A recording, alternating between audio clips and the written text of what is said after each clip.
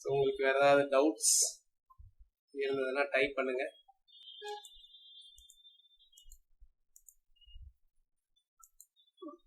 Type மட்டும்தான் பண்ணணும். இந்த சேட் பாக்ஸில் என்ன டவுட் இருந்தாலும் டைப் பண்ணுங்க. நான் அந்த டெஸ்ட் பேட்சை பற்றி சொல்கிறேன்னு சொல்லியிருந்தேன். அந்த டெஸ்ட் ஷெடியூல் உங்களுக்கு வந்திருக்கும், நீங்கள் பார்த்துருக்கலாம். ஸோ அது வந்து 15th இருந்து, அதாவது குரூப் 2லயே 2 பேட்சஸ் இருக்கு. 15ல இருந்து ஒன்று ஸ்டார்ட் ஆகுது, அது புதிய ஷெடியூல் இருக்கும். அதே மாதிரி 16ல இருந்து ஒன்று ஸ்டார்ட் ஆகுது. இன்னொன்று வந்து குரூப் 4 ஒன்று ஸ்டார்ட் ஆகுது. ஸோ 15, 16, 17 அப்படியே போயிட்டே இருக்கும்.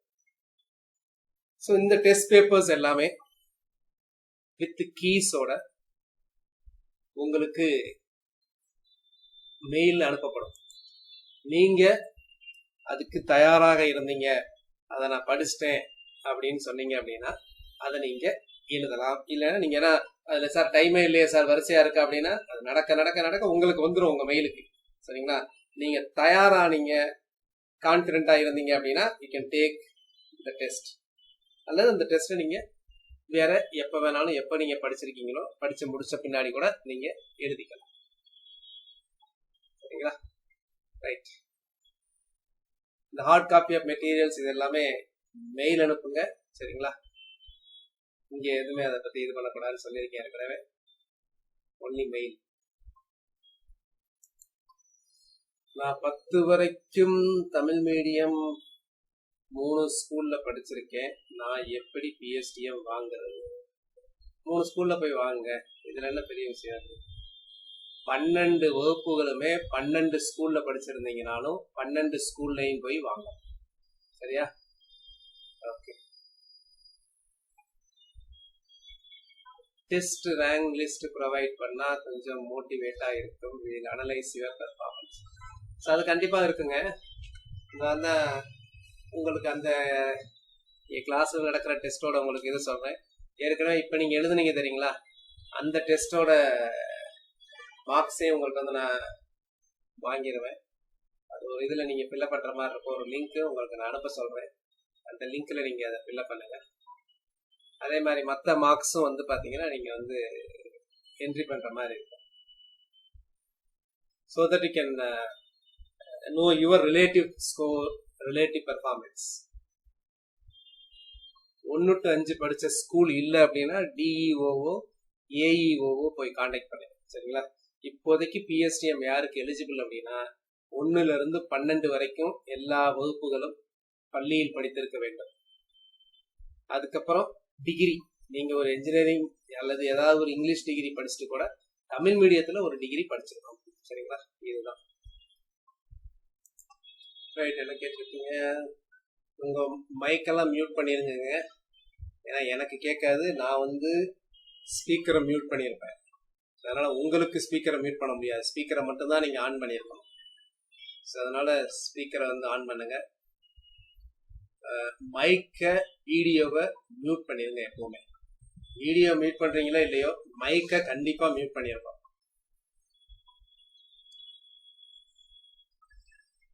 நிக்கித்தின் வந்து மெயினா வந்து பாத்தீங்க அப்படின்னா கேட்கிறாரு, நிக்கித்தின் வந்து தேவராயா 1 தேவராயா 2 அப்படின்ட்டு.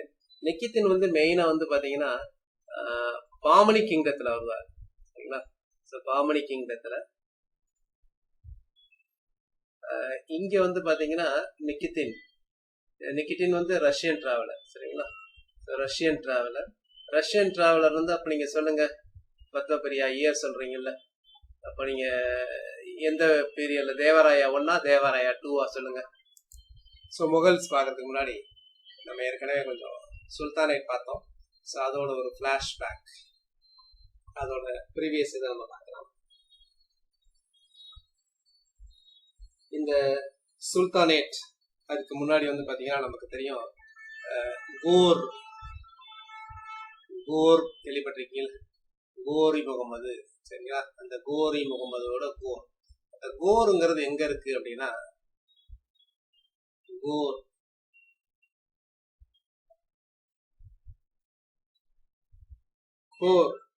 கோர் அப்படின்னு சொல்லுவாங்க.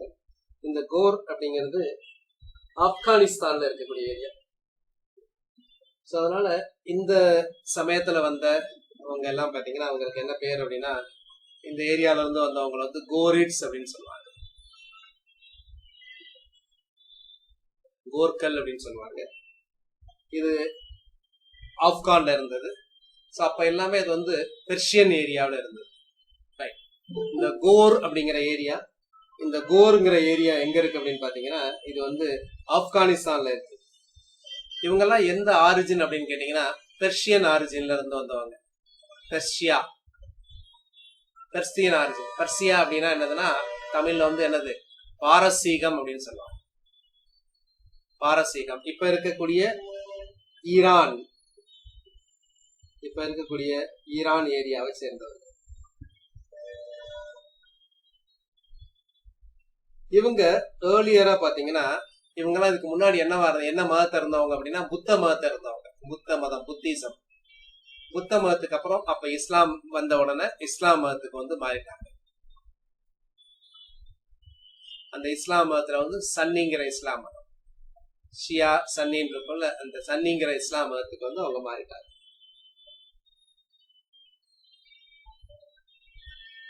இது ஃபுல்லா வந்து பாத்தீங்கன்னா யாரோட ஆக்குபேஷன்ல இருந்தது அப்படின்னா, 1011 இருந்து கஜினி வந்து இந்த இடத்தெல்லாம் ஆக்குபை பண்ணிட்டாரு, கோர் இடத்தெல்லாம். அப்ப இந்த கஜினிட்ட இருந்து இந்த இடத்த யார் மீட்டெடுத்தா அப்படின்னா 1186ல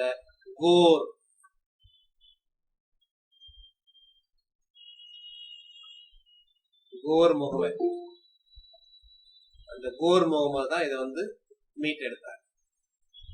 1186ல கோர் கான்குவர்ட் யார்கிட்ட இருந்து, அதுக்கு முன்னாடி இந்த கஜனவி பரம்பரையில இருந்து வந்ததுல இருந்து மீட் எடுத்தது வந்து கோரி முகமது. ஸோ அப்போ அவங்களோட லாங்குவேஜஸ் அப்படின்னு பாத்தீங்க அப்படின்னா பெர்ஷியன் லாங்குவேஜஸ் தெரியுது. ஓகே. ஸோ அதுக்கப்புறம் நம்ம ஏற்கனவே பார்த்துருக்கோம், நம்ம வந்து டெல்லி சுல்தானேட்ஸ். அப்ப இந்த டெல்லி சுல்தானேட்ஸ் அப்படின்னு சொல்லக்கூடியவங்க யாரு அப்படின்னா, அந்த ஸ்லேவ்ஸ் அவங்கலாம் யாரு அப்படின்னா, ஸ்லேவ்ஸ் வந்து பாத்தீங்கன்னா டர்க்கிஷ் பீப்புள், துருக்கியர்கள்.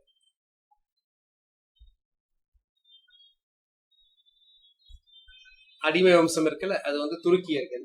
துருக்கியர்களுக்கு அடுத்து வந்து பாத்தீங்கன்னா கில்ஜி வம்சம் வந்தது. கில்ஜி வம்சம் யாரு அப்படின்னா டர்கோ ஆப்கன், கில்ஜி வம்சம். அப்ப கில்ஜி வம்சம் யாரு அப்படின்னா துருக்கி மற்றும் ஆப்கானியத்தை சேர்ந்தவர்கள், அதுக்கப்புறம் வந்த துக்ளக் வம்சம்.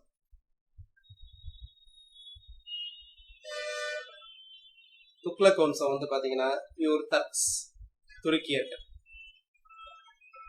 சயீது வம்சம், இந்த சயீது வம்சம் வந்து பாத்தீங்க அப்படின்னா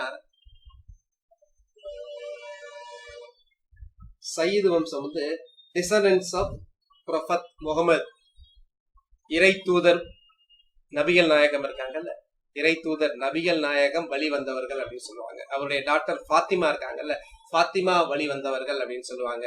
அவங்கதான் யாருன்னா சயீத். சயீதுக்கு அப்புறம் வந்து பாத்தீங்க அப்படின்னா லோடிஸ். லோடிஸ் அப்படிங்கிறவங்க யாரு அப்படின்னா பாஸ்டூன்ஸ் அப்படின்னு சொல்லுவாங்க, அல்லது அவங்க வந்து ஆப்கான்ஸ் அப்படின்னு சொல்லுவாங்க. பாஸ்டூன் டைனாஸ்டி அல்லது இவர்களும் ஆப்கானியர்கள், பஸ்டூன்ஸ், புஸ்தூன்ஸ் சொல்லுவாங்க, அல்லது ஆப்கானியர்கள். யார் அப்படின்னா லோடி வம்சத்தை சேர்ந்தவர்கள். சையது வம்சம் வந்து பாத்தீங்கன்னா முகமது இறை தூதர் இருக்கார்ல, அவர் வழி வந்தவர்களாக சொல்லப்படுவார். அப்ப டெல்லி சுல்தான்கள் வந்து பாத்தீங்க அப்படின்னா தர்கிஸை சேர்ந்தவர்கள், ஆப்கானியர்களை சேர்ந்தவர்களா இருப்பாங்க. அதே மாதிரி அவங்களுடைய கேபிட்டல்ஸ் வந்து பாத்தீங்கன்னா, டெல்லி சுல்தான்ஸோட கேபிட்டல்ஸ் என்னவா இருந்தது அப்படின்னா, ஆரம்பத்துல வந்து பாத்தீங்கன்னா கேபிட்டல்ஸ் வந்து லாகூர் இருந்தது. லாகூருக்கு அப்புறம் ஒரு 4 வருஷம் வந்து பாத்தீங்கன்னா படாயூன் அப்படிங்கிற ஒரு இடம் இருந்தது. அதுக்கப்புறம் வந்து பாத்தீங்கன்னா டெல்லி வந்தது. டெல்லிக்கு அப்புறம் வந்து பாத்தீங்க அப்படின்னா தௌலதாபாத். தௌலதாபாத் இருக்கு. தௌலதாபாத்துக்கு அப்புறம் திரும்ப டெல்லி. டெல்லிக்கு அப்புறம் வந்து பாத்தீங்கன்னா கடைசியில் என்னது ஆக்ரா. ஸோ ஃபர்ஸ்ட் வந்து பாத்தீங்கன்னா லாகூர். லாகூருக்கு அப்புறம் வந்து பாத்தீங்கன்னா படாயூன். படாயூனுக்கு அப்புறம் வந்து பாத்தீங்கன்னா டெல்லி. டெல்லிக்கு அப்புறம் தௌலதாபாத். தௌலதாபாத்துக்கு தான் இன்னொரு பேர் என்னது தேவகிரி. யார் மாத்தினார்? முகமது பின் துக்ளக் வந்து மாத்திருக்கார். ஸோ இதெல்லாம் இவங்களுடைய கேபிட்டலா இருக்கு. முகல்ஸுக்கு வந்து பாத்தீங்க அப்படின்னா டெல்லி, அதுக்கப்புறம் ஃபுல்லாவே என்னது ஆக்ரா தான் கேபிட்டலா பின்னாடி ஆனது. சரிங்களா? ஸோ இப்போ நம்ம வந்து பார்க்க போறது யார் அப்படின்னா முகல்ஸை பார்க்க போறோம். ஸோ இப்போ டெல்லி சுல்தான்ஸ் வந்து பாத்தீங்கன்னா டர்க்கிஷ் ஆரிஜின். அதுல லோடி மட்டும் பாத்தீங்க அப்படின்னா ஆப்கன் ஆரிஜின்ல வருவாங்க.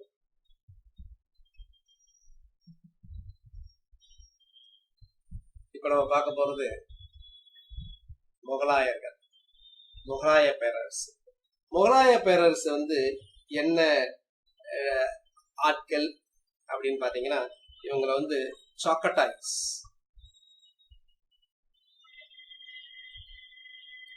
சாக்கட்டாய் தர்க்ஸ் அப்படின்னு சொல்லுவாங்க.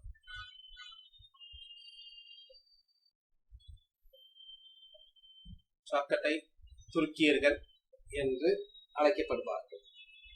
அல்லது இவங்களுக்கு இன்னொரு பேரும் உண்டு, என்ன அப்படின்னா இந்தோ தைமூரிட்ஸ் அப்படின்னு சொல்லுவாங்க. இந்தோ தைமூரிட்ஸ் என்றும் அழைக்கப்படுவார்கள். இந்திய தைமூர் வம்சத்தை சேர்ந்தவர்கள் என்றும் அழைக்கப்படுவார்கள்.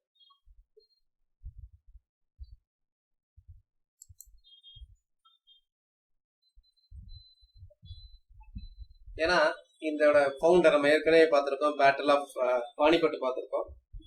Battle of Panipat. இந்த பாபர் வந்து அப்பா சைட்ல, சரிங்களா, அப்பா சைட்ல வந்து பாத்தீங்க அப்படின்னா யாருன்னா தைமூர் வழி வந்தவர்.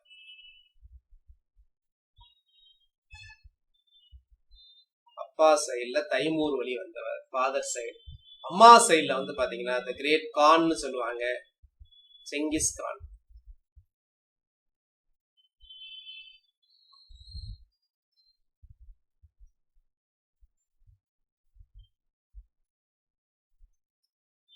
செங்கிஸ்கான் வழியாக வந்தவர். செங்கிஸ்கான் அப்படிங்கிறவர் யார் அப்படின்னா மங்கோலியர்கள். செங்கிஸ்கான்ங்கிறது மங்கோலியர்கள்.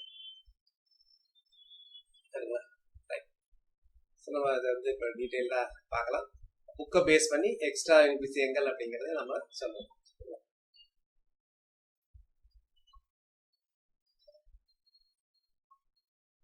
ரைட். உங்களால படிக்க முடியுதுல்ல? முக்கியமான மன்னர்கள், சரிங்களா?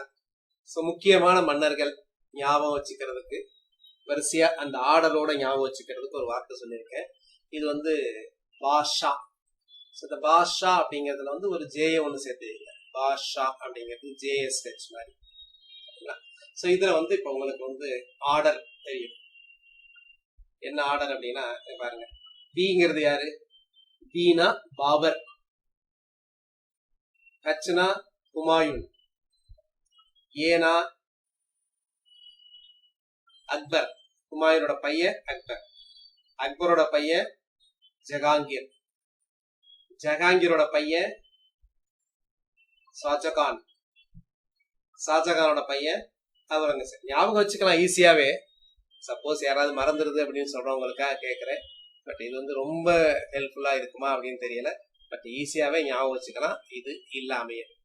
ஓகே, இதுதான் அந்த ஆர்டர். முக்கியமானவர்கள், அதாவது முகலாய மன்னர்களில் முக்கியமானவர்கள்.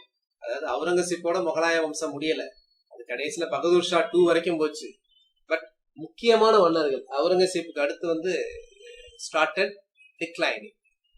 Okay, right.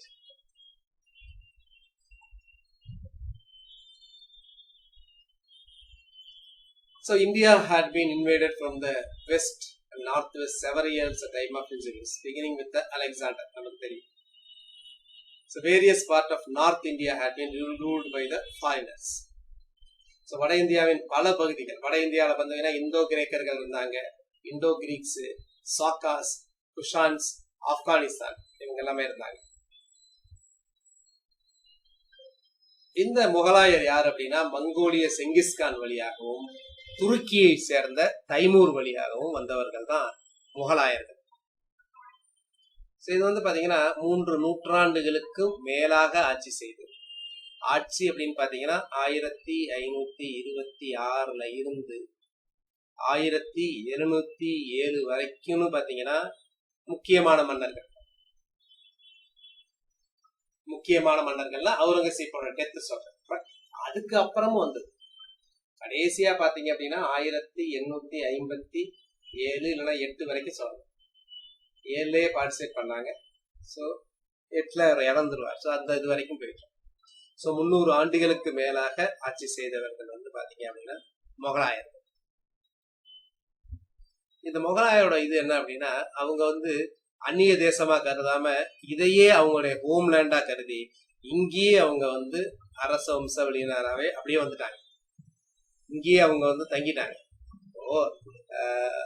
பாபரை யாரு இன்வைட் பண்ணது? Who invited Babur to invade India? நம்ம பார்த்திருக்கோம்.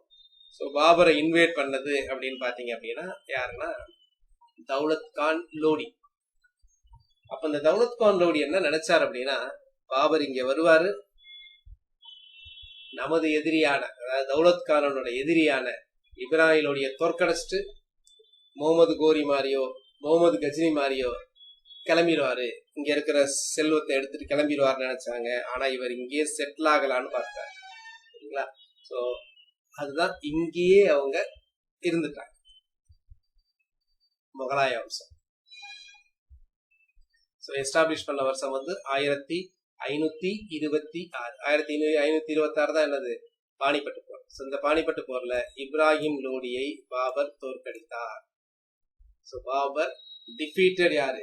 இப்ராஹிம் லோடி இந்த பேட்டில் ஆஃப் பானிபட். பானிபட் அப்படிங்கிற இடம் எங்க இருக்கு? பானிபட் அப்படிங்கிற இடம் எங்க இருக்கு? எந்த மாநிலத்துல இருக்கு சொல்லுங்க பார்க்கலாம். பானிபட்டுங்கிறது எந்த மாநிலத்துல இருக்கு அப்படின்னா பானிபட் அப்படிங்கிறது ஹரியானால இருக்கு.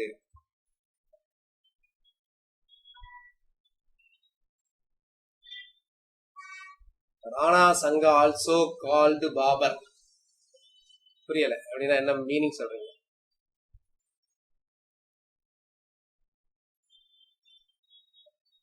என்ன சொல்ல வரீங்க? ராணா சங்கா ஆல்சோ கால்டு பாபர். இப்போ இந்த அவங்க ராஜபுத்திரர் அது சண்டை போடுவாங்க. சரிங்களா? அதுல ராணா சங்கா மேவா அதெல்லாமே ராஜபுத்திரர்கள் ஏரியால. இப்போ ஹரியானா, இப்ப நான் இங்க வந்துடுறேன். பானிபட், இந்த பானிபட்டுங்கிற போர். சரிங்களா?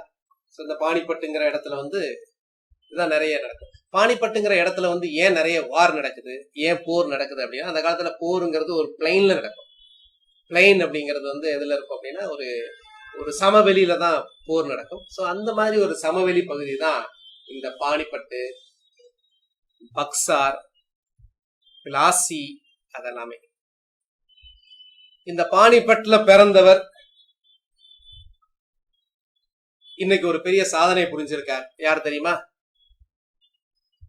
பானிபட்ல பிறந்தவர் இன்னைக்கு சாதனை புரிந்திருக்கார். யார் அப்படின்னா நீரஜ் சோப்ரா. சோ நீரஜ் சோப்ரா வந்து பானிபட்டை சேர்ந்தவர். ஈட்டி எறிதல், கரெக்ட். ஜாவ்லின் த்ரோல வந்து தங்கப்பதக்கம் வென்றிருக்கிறார். ட்ராக் அண்ட் ஃபீல்டு அப்படின்னு சொல்லுவாங்க, தடகளம். இந்த தடகளத்துல வந்து பாத்தீங்கன்னா 100 வருஷத்துக்கு இந்த மாதிரி நம்ம வந்து ஒரு இதே வாங்கவே கிடையாது.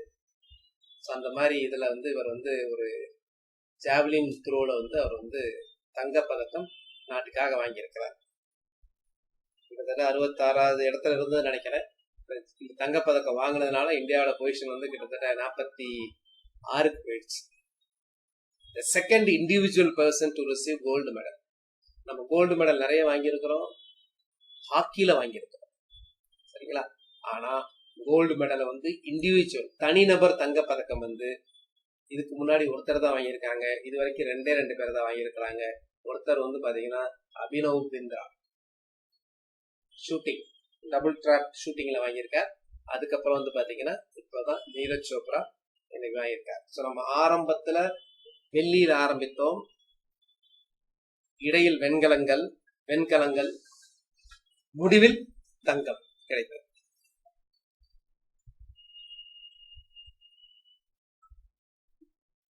ஸோ 1526 இருந்து 1857 வரைக்கும் 6 மேஜர் ரூலர்ஸ். நோட்ல எழுதிக்கிங்க, சில இதெல்லாம் இருக்குதே அப்படின்லாம் எழுதாது. நம்ம எழுதுற மாதிரி எதுவுமே வராது, தெரிஞ்சவங்க கூட திரும்ப திரும்ப எழுதிக்கிங்க. இவங்களுக்கு பேர் தான் கிரேட் முகல்ஸ். இந்த 6 பேரோட பேரை எழுதிக்கங்க வரிசையா. நோட் எடுத்துட்டு தான் கிளாஸே அட்டன் பண்ணணும். கணக்குக்கு மட்டும் கிடையாது, எல்லா வகுப்புகளுக்கும் எழுதணும், நிறைய எழுதணும். உங்க கைப்பட எழுதினாதான் அது அப்படியே இருக்கும். யாரு அப்படின்னா, ஃபர்ஸ்ட் ஜஹீருதீன் முகமது பாபர். அவருடைய பெயர், முழு பெயர்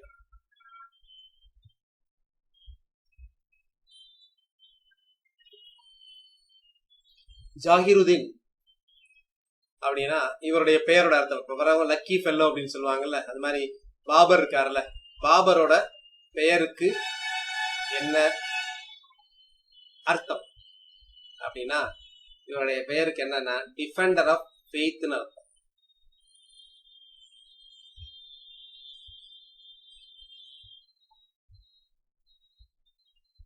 டிஃபெண்டர் ஆஃப் ஃபெய்த், அதான் அந்த ஜாகிருதீன் அப்படிங்கிறதுக்கு அர்த்தம் வந்து டிஃபெண்டர் ஆஃப் ஃபெய்த்.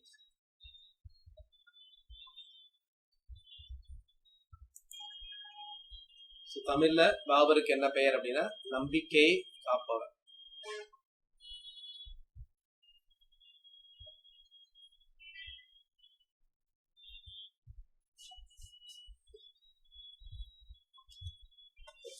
ஃபர்ஸ்ட் வந்து ரூலர் ஆஃப் என்னது சாமர்கண்ட் அப்படிங்கிற இடத்தை எடுத்தவர்.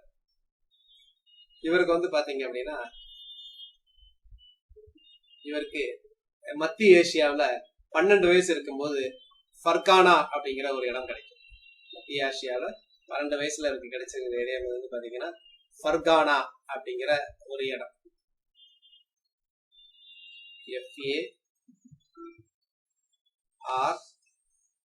FARGHANA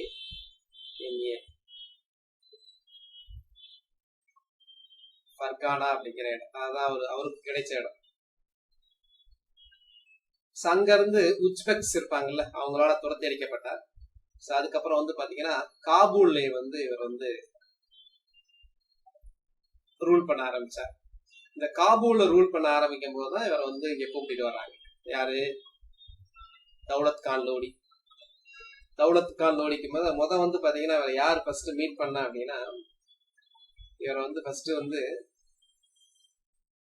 Daulat Khan லோடியோட Sun. Daulat Khan லோடியோட Sun அப்படிங்கிறவர் யார் அப்படின்னா, அவர் தான் வந்து திலாவர் கான்.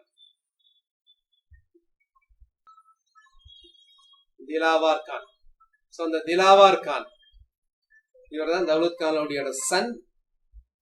அப்புறம் இன்னொருத்தர் ஆலம் கான். இவங்க 2 பேர் தான் சேர்ந்து வந்து இவரை வர சொல்றாங்க. இவர் தான் வந்து இப்ராஹிம் லோடியோட சண்டை போட்டு அந்த போர் புரிகிறார். அதான் வந்து ஃபர்ஸ்ட் பேட்டில் ஆஃப் பானிபட், முதலாம் பானிபட்டு போர். ஃபர்ஸ்ட் வந்து இவர் டெல்லியை வந்து கேபிட்டலா வச்சுக்கிறாங்க.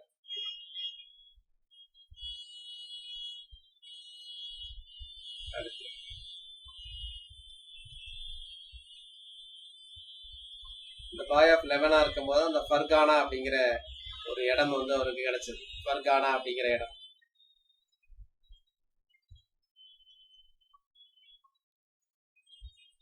இது ரொம்ப அதோட அவருடைய முந்தினது இது. இது வந்து ரொம்ப தேவை இருக்காது. அது மட்டும் கிடையாது, ராஜபுந்திர கூட்டமைப்போட தலைவருமான ராணா சங்கா இருக்கார். ராணா சங்காவால் அனுப்பப்பட்ட குழுக்களை வந்து அவர் வந்து சந்தித்தார். ராணா சங்கா மேவாரை சேர்ந்த ராஜபுத்திரர் கூட. தௌலத் கான் லோடியையும் வந்து பாத்தீங்கன்னா இவர் டிஃபீட் பண்ணிட்டார்.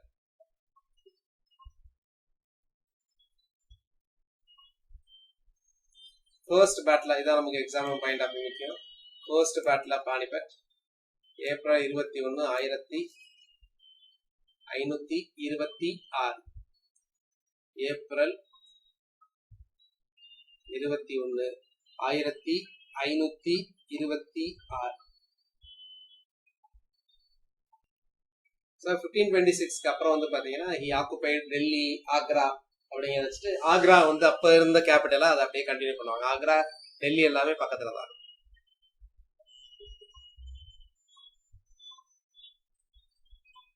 ஸோ இவருக்கு மெயினா இந்த பேட்டில் வின் பண்ணதுக்கு என்ன காரணம் அப்படின்னா யூஸ் ஆஃப் என்னது ஆர்டில்லரி, பீரங்கி படை தான் முக்கிய காரணமா. அது திறம்பட பயன்படுத்தி தான் இதை வெற்றி பெற்றார்.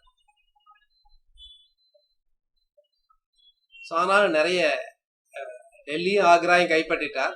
ஆனா அந்த நேரத்துல நிறைய ராஜபுத்திரர்கள் இருந்தாங்க, ஆப்கான்ஸ் இருந்தாங்க. ஸோ அவங்களையும் வந்து பாத்தீங்கன்னா அவங்களுடைய த்ரெட்ஸ் இருந்தது, அவர்களையும் அடக்க வேண்டிய அவசியம் இருந்தது. ஸோ பின்னாடி அதனாலதான் அதுக்கு பின்னாடி அவர் சம்பந்தப்பட்ட வார்லாம் வரும். இந்த பாபரை பொறுத்த வரைக்கும் பாத்தீங்கன்னா பாபரோட அந்த வார்ஸ் எல்லாம் வந்து பாத்தீங்கன்னா அடிக்கடி எக்ஸாம்ஸ்ல கேட்பாங்க. ஸோ அதனால அது எல்லாமே ஞாபகம் வச்சுங்க. பாபர் போர் புரிந்தார்ல அந்த எந்தெந்த வார் இதுன்றது. இந்த ஆர்டில்லரி அப்படிங்கிறது பீரங்கி படை.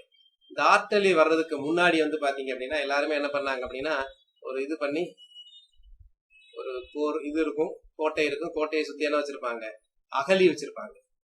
அகலி அப்படிங்கும்போது பட் இந்த பீரங்கி படையெல்லாம் வந்த பின்னாடி இந்த அகலிகளுக்கெல்லாம் வேலை இல்லாம போச்சு. ஏன்னா அகலியை தாண்டி தான் வரணும், அகலியில தண்ணியை வச்சு நிறைய முதலையெல்லாம் வச்சிருப்பாங்க, தாண்ட முடியாது. இப்ப பீரங்கி வந்தோடனே என்ன பண்ணுவாங்கன்னா தூரத்துல இருந்தே அட்டாக் பண்ணுவாங்க. சரிங்களா?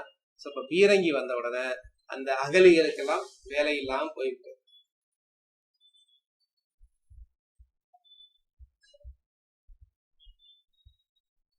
ஸோ பீரங்கி படை இது ராணுவ படையின் ஒரு பீரங்கி ஒரு பிரிவா இருந்தது. ஒருவருக்கு மேற்பட்ட நபர்களால் இயக்கப்படும். வெடிமருந்து முதலில் சீனர்களால் கண்டுபிடிக்கப்பட்டது. கண்டுபிடிக்கப்பட்டு 13ஆம் நூற்றாண்டில் ஐரோப்பாவை அடைந்தது. 14ஆம் நூற்றாண்டு இடைப்பகுதியில் துப்பாக்கிகளிலும் பீரங்கிகளிலும் இதை பயன்படுத்தினார்கள். பாபருக்கு முன்பாக இந்தியாவில் போர்களில் பீரங்கி பயன்படுத்துவதற்கான பீரங்கிகள் பயன்படுத்தல, ஆனா இந்த வெடி மருந்துகள் பயன்படுத்தினாங்க. வெடி மருந்துகள் யார் பயன்படுத்தினா நான் சொல்லியிருக்கேன். வெடி மருந்துகள் யார் பயன்படுத்தினா சொல்லுங்க. வெரி குட், சொல்லியிருக்கேன். யாரு? முகமது கவான். முகமது கவான் பீடார்ல வந்து அவர் ஒரு அடிக்கடி எக்ஸாம்ல கேட்பாங்க, அவர் எங்க ஒரு லைப்ரரி ஏற்படுத்தினார். முகமது கவான், முகமது கவான் அப்படின்னு சொல்லக்கூடிய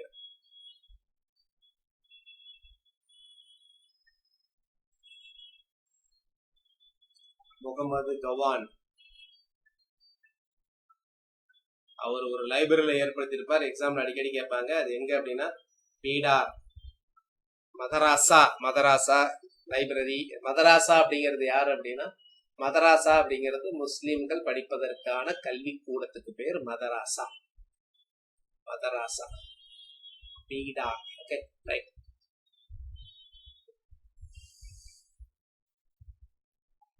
அடுத்து இந்த ஒவ்வொரு வாருமே ரொம்ப ரொம்ப முக்கியங்க. சரிங்களா? அடுத்து வந்து இவங்கதான் இந்த பத்மபிரியா சொன்னாங்கல்ல, இந்த ராணா சங்கா. ஸோ ராணா சங்கா வந்து டிஃபீட் பண்றாரு.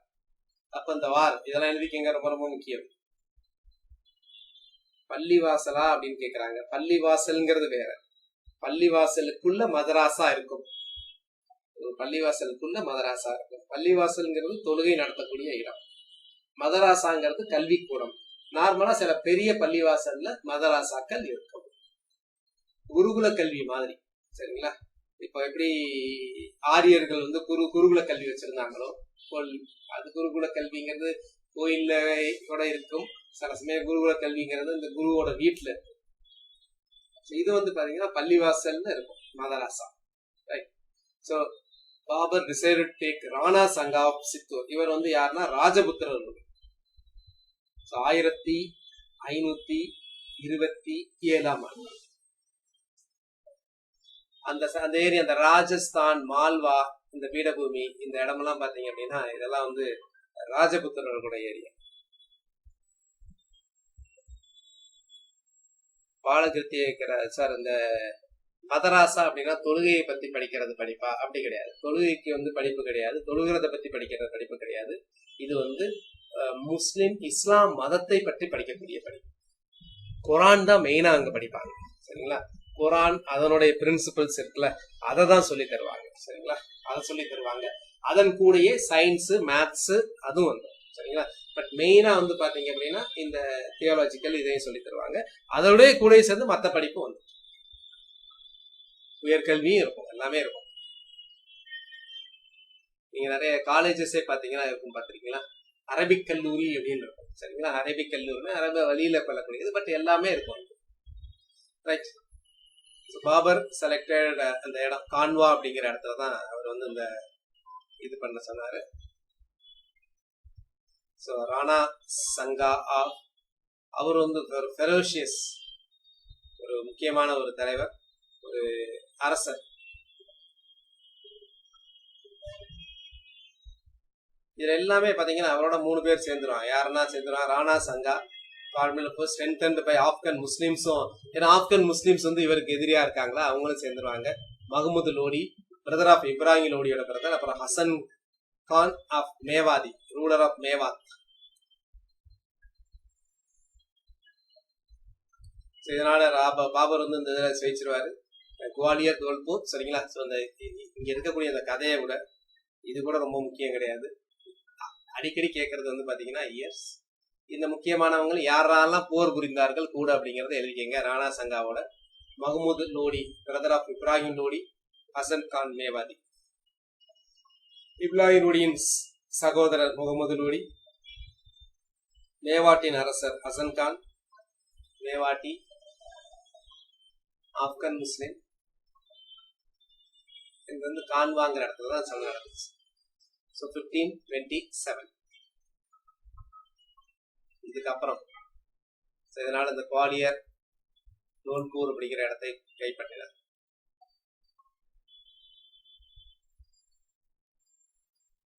அடுத்து வந்து பாத்தீங்கன்னா முக்கியமான போர் பேட்டில் ஆஃப் சந்தேரி. ஸோ இதெல்லாம் ஆர்டர்ல கேட்பாங்க. ஏன்னா இந்த போரெல்லாம் பாத்தீங்கன்னா ஒரு வருஷ கேப்ல நடந்தது. பானிப்பட்டு, கான்வா, சந்தேரி போர்.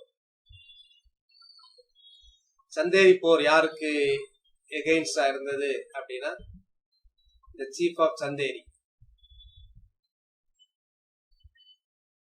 மேதினி ராய் என்பதற்கு எதிராக செய்யப்பட்ட போராட்டம். அதுக்கப்புறம் வந்து ரெபலியஸ் ஆக்டிவிட்டிஸ் ஆஃப் ஆப்கான்ஸ். ஆப்கானோட கிளர்ச்சியாளர்கள் இருக்காங்கல்ல, ஆப்கானியர்களின் கிளர்ச்சி நடவடிக்கைகளுக்கு எதிராக அவர் வந்து போர் புரியத்திருக்கார். ஸோ அதனால இந்த இதை எழுதிக்கங்க. Battle of Chanderi 1528.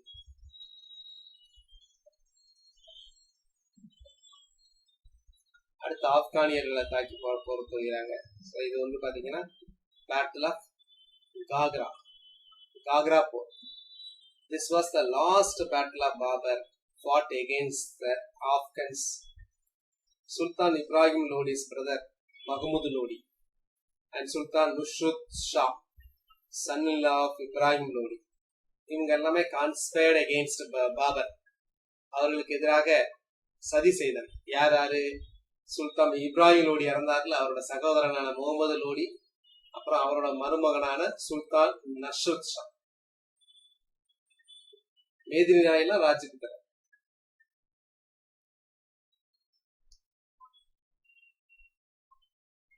இது காக்ரா அப்படிங்கிற இடத்துல. காக்ரா அப்படிங்கிறது வந்து ட்ரைபியூட்டரி ஆஃப் கேன்சஸ்.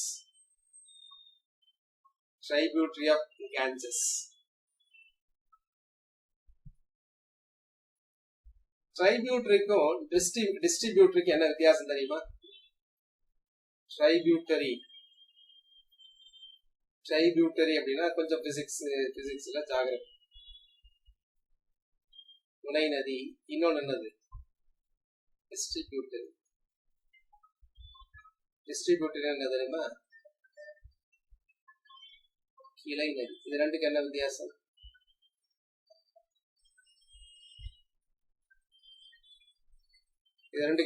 சொல்லுங்க பார்க்கலாம். துணை நதி, கிளை நதி. வந்து சேருவது துணை நதியா?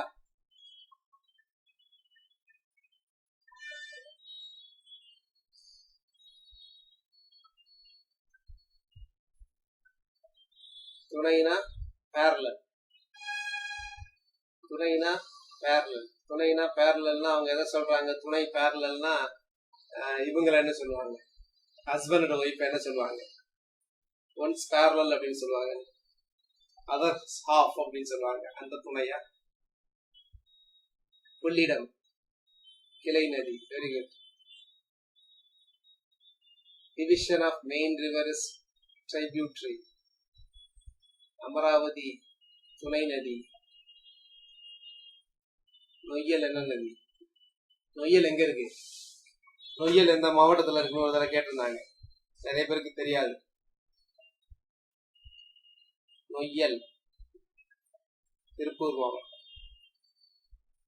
பாருங்களேன்,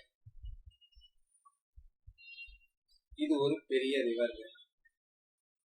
இது தண்ணி போயிட்டு இந்த ரிவருக்கு இந்த நதி இருக்குல்ல, இந்த நதிக்கு, நதிங்கிறதே ஒரு ஆரம்பத்துல இருந்து மலையில இருந்து உருவாகும். நார்மலா மலையில இருந்து ஒரு சின்னதா ஒரு ஓடை மாதிரிதான் உருவாகும். அந்த ஓடையில உருவாகிற தண்ணியில மத்த வந்து சேர்றது. இங்க பாருங்க, இன்னொரு நதி வந்து சேரும், இங்க இன்னொரு நதிகள் வந்து சேரும். இதெல்லாம் சேர்ந்து இந்த மெயின் ரிவர்ஸ்ல சேர்ந்து சேர்ந்து சேர்ந்து இந்த நதி பெருசாகி ஓடிக்கிட்டு இருக்கும். ஸோ இது கங்கை. அப்ப கங்கையோட ட்ரைபியூட்டரி அப்படின்னு சொல்லக்கூடியது யாரு அப்படின்னா, கங்கையோட ட்ரைபியூட்டரி ஏதாவது ஒன்று சொல்லுங்க பெருசா. கங்கையோட துணை நதி யமுனா. அப்ப யமுனை நதிங்கிறது கங்கையோட வந்து சேருது. அதாவது ஒரு நதிக்கு தண்ணியை கொண்டு வந்து சேர்த்துச்சுன்னா அதுக்கு பேரு ட்ரைபியூட்டரி, துணை நதிகள். அந்த தண்ணியை கொண்டு வந்து அந்த நதிக்கு சேர்க்கும். இந்த நதியில இருந்து தனியா அப்படி பிரிஞ்சு தண்ணி எடுத்துட்டு போகும், அதுக்கு பேர் தான் டிஸ்ட்ரிபியூட்டரி. இப்ப கேனால்ஸ், கால்வாய்கள்லாம் இருக்குல்ல, கால்வாய்கள்லாம் டிஸ்ட்ரிபியூட்டரி. இப்போ முக்கம்பு போயிருக்கீங்களா யாராவது? அந்த ஆடி 18க்குலாம் ரொம்ப விசேஷமா இருக்கும். முக்கம்பு போயிருக்கீங்களா? அருளானந்தம் போயிருக்கா, பத்மபிரியா போயிருக்கிறாய். முக்கம்புனா என்னதுன்னா, காவிரி எங்க இருந்து வருது? தலைக்காவிரிங்கிற இடத்துல இருந்து ஆரம்பிச்சு கர்நாடகால இருந்து அப்படியே வருது, சேலம் வழியா வந்து இந்த இடத்துல அகண்ட காவிரியா வரும் முக்கம்பு. இந்த முக்கம்பு என்னாங்க தெரியுங்களா? இந்த இடத்துல ரெண்டா பிரியும்.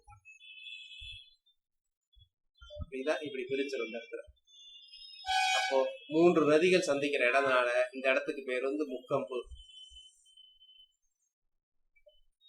முக்கம்பு எங்கெங்க இருக்கு அப்படின்னா, கரூர் திருச்சிக்கு போற நடுவுல இருக்கு. திருச்சியில இருந்து ஒரு 15-20 கிலோமீட்டர்ல வரும். நான் காலேஜ் படிக்கும் போது பாத்தீங்கன்னா அதான் ஒரு அங்க இருக்கிறவங்களுக்கு ரெக்ரியேஷன். சரிங்களா, ஏதாவது ஒரு இதுனா ஆகும்னா அங்க நாங்க போறது அப்படின்னா முக்கம்புக்கு போயிடுவோம். திருச்சியில இருக்கிறோம். முக்கம்புங்கிறது அங்க நல்ல ஒரு நல்ல கிரீனரியா, நல்ல ஒரு பார்க்கு, குழந்தைகள் விளையாடுற மாதிரி இந்த மாதிரி நல்லா இருக்கும். நல்லா தண்ணி போயிட்டு இருக்கும். கிட்டத்தட்ட ஒரு கடலை பார்க்கற திருப்தி இருக்கும். நல்லா தண்ணி இருந்துச்சுன்னா அந்த மாதிரி இருக்கும். உள்ள மலை அதெல்லாம் இருக்கும். மெயின் ரோட்லயே இருக்கு. இந்த மாதிரி இதை ஒட்டியே ரோடு போகும். இந்த ரோடு தான் அப்படியே ஹைவே. சரி, இது வந்து திருச்சி, இது வந்து கரூர். சரிங்களா? சரி, இதுக்கு பேர் அகண்ட காவிரி. இதுதான் எங்க இருந்து வருது? கர்நாடகால இருந்து வருது. அகண்ட காவிரி. இந்த அகண்ட காவிரி ரெண்டா பிரியும். இதுக்கு பேர் என்ன தெரியுமா? கொள்ளிடம். இதுக்கு பேர் என்ன தெரியுமா? காவிரி. இந்த காவிரி தான் அங்க தஞ்சாவூர், திருவாரூர் இந்த பக்கமெல்லாம் போய்தான் ஒரு பிக்னிக் ஸ்பாட்னு வச்சுக்கீங்களேன். ரொம்ப பெரிய லெவல்ல இருக்காது, சின்ன லெவல்ல இருக்காது. சொல்ல போனா அப்பெல்லாம் ரொம்ப நல்லா இருக்கும். அது பிக்னிக் ஸ்பாட் தான், பெரிய லெவல்ல நல்லாவே இருக்கும். சரிங்களா? சோ இது வந்து கொள்ளிடம், இது வந்து காவேரி.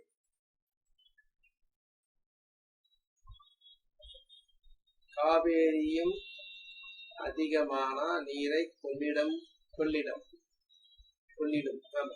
ஓகே. ரொம்ப ரொம்ப தண்ணி வருதுன்னு வச்சுக்கீங்களேன். நார்மலா இதுல ரொம்ப தண்ணியை விட மாட்டாங்க. இதுலதான் நிறைய தண்ணி போயிட்டு இருக்கும். அதிகமா தண்ணி வரும்போது கொள்ளிடத்துல விடுவாங்க. சரிங்களா? அப்போ இது பாருங்க, இது என்ன ஆயிரும் அப்படின்னா, இது வந்து கிளை நதி ஆயிடும். நதியில இருந்து ஒரு கிளை கிளம்பி பாரு டிஸ்ட்ரிபியூட். ஓகே ரைட், நம்ம இங்க வந்துடும். இந்த போற எழுதிட்டீங்களா? காக்கரா போர். காக்ரா போர் வந்து 1529. ஸோ எந்தெந்த சீஃப்ஸ் அப்படின்னா இது வந்து யாருக்கு war against the Afghan chiefs of Bengal and Bihar. Afghan chiefs of Bengal and Bihar 1530 அவர் காலமாயிட்டார். லாகூருக்கு போற வழியில. இவரோட கல்லறை எங்க இருக்கு? அக்பரோட அதாவது பாபரோட கல்லறை எங்க இருக்கு? முகலாய மன்னர்கள்லயே பாபர் மற்றும் ஜஹாங்கீர் இவங்க 2 பேர்த்தோட கல்லறை மட்டும்தான் வெளிநாட்டுல இருக்கு. ஸோ இவரோட கல்லறை எங்க இருக்கு அப்படின்னா காபூல்ல இருக்கு. இவருடைய கல்லறை பாபரோட கல்லறை வந்து காபூல்ல இருக்கு.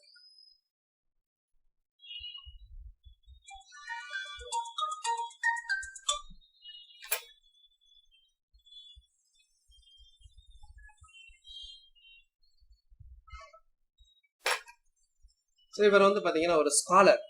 டர்க்கிஷ்லையும் துருக்கியிலையும் பெர்ஷியன் பாரசீகத்திலையும் 2லையுமே இவர் வந்து நிறைய ஒரு ஸ்காலர், ஒரு அறிஞர். இவர் வந்து பாத்தீங்கன்னா தன்னுடைய ஆட்டோபயோகிராஃபில வந்து பாத்தீங்க அப்படின்னா நிறைய இந்தியா பத்தி சொல்லியிருக்காரு, ஹிந்துஸ்தான் அனிமல்ஸை பத்தி சொல்லியிருக்கார், விலங்குகளை பத்தி சொல்லியிருக்கார், தாவரங்களை பத்தி சொல்லியிருக்கார், மரங்களை பத்தி பேசியிருக்கார், பூக்களை பத்தி பேசியிருக்கார், கனிகளை பத்தி பேசியிருக்கார். அவருடைய ஆட்டோபயோகிராஃபி என்ன தெரியுமா? துசுக்கி பாபுரி. துசுக்கி பாபுரி பாருங்க, இந்த புத்தகம் எழுதியிருக்கார் துசுக்கி பாபுரி. அதுக்கு இன்னொரு பேர் என்னன்னா பாபர் நாமா என்றும் அழைக்கப்படும். அபிஷியல் நேம் வந்து துசுக்கி பாபுரி. So a scholar of Persian and Arabic.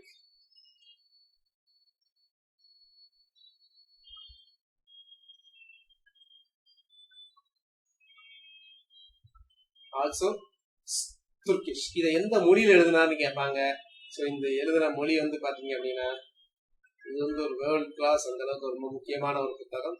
So இதை எழுதுனது வந்து எந்த மொழியில எழுதியிருக்காரு? துருக்கியில எழுதுனார். துருக்கி மொழியில எழுதுனார்.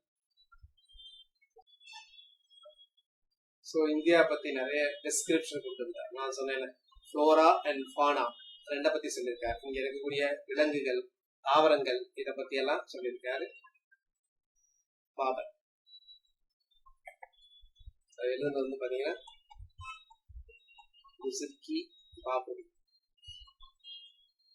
நார்மலா செங்கிஸ்கான் என்ன பண்ணுவாங்க அப்படின்னா அவங்களோட சன் வந்து நாமினேட் பண்ணிடுவாங்க, சரிங்களா? ஸோ அதனால இவருடைய எல்டஸ்ட் சன் யார் அப்படின்னா ஹுமாயூன். ஹுமாயூன் வந்து நாமினேட் பண்ணுவார். அடுத்த அரசராக வருவதற்கு வந்து ஹுமாயூனை வந்து அவர் வந்து தனக்கு பின்னாடி இவர் தான் வரணும் அப்படின்னு சொல்லுவார். அப்போ அந்த வாரம் பார்த்தீங்க, சரிங்களா? So battle of Khanwa 1527, battle of Chanderi 1528, கங்கே காக்ரா போர் வந்து 1529.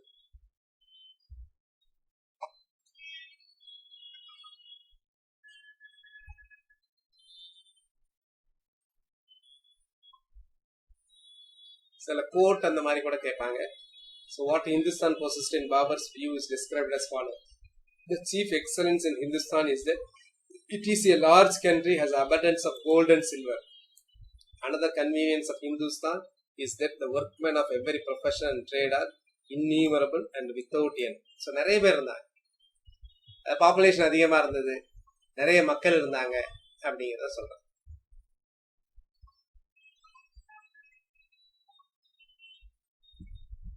ஸோ இவருடைய ஆட்சியால வந்த விளைவுகள் என்ன அப்படின்னு பார்க்கலாம், சரிங்களா?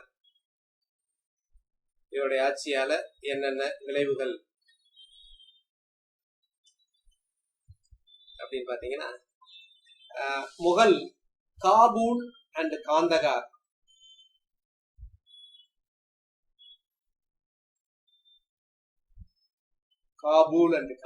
வந்து became an integral part of Mughal Empire. சரியா? ஸோ அதுக்கு முன்னாடி வந்து அதெல்லாம் கிடையாது. இப்போ வந்து பாத்தீங்கன்னா இந்தியாவோட இணைந்திருக்கு. எது காபூல் அண்ட் காந்தார் அப்படின்னு சொல்லுவாங்க. became the integral part of Mughal Empire.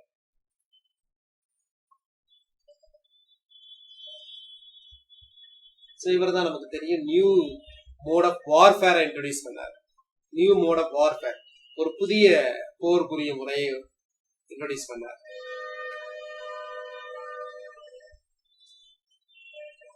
இவர் வந்து ஒரு டைட்டில் வந்து எடுத்துக்கிட்டார். இவர் என்ன டைட்டில் எடுத்துக்கிட்டார் அப்படின்னா பாதுஷா. பாதுஷா பாதுஷா அப்படிங்கிற டைட்டில் வந்து எடுத்துக்கிட்டார்.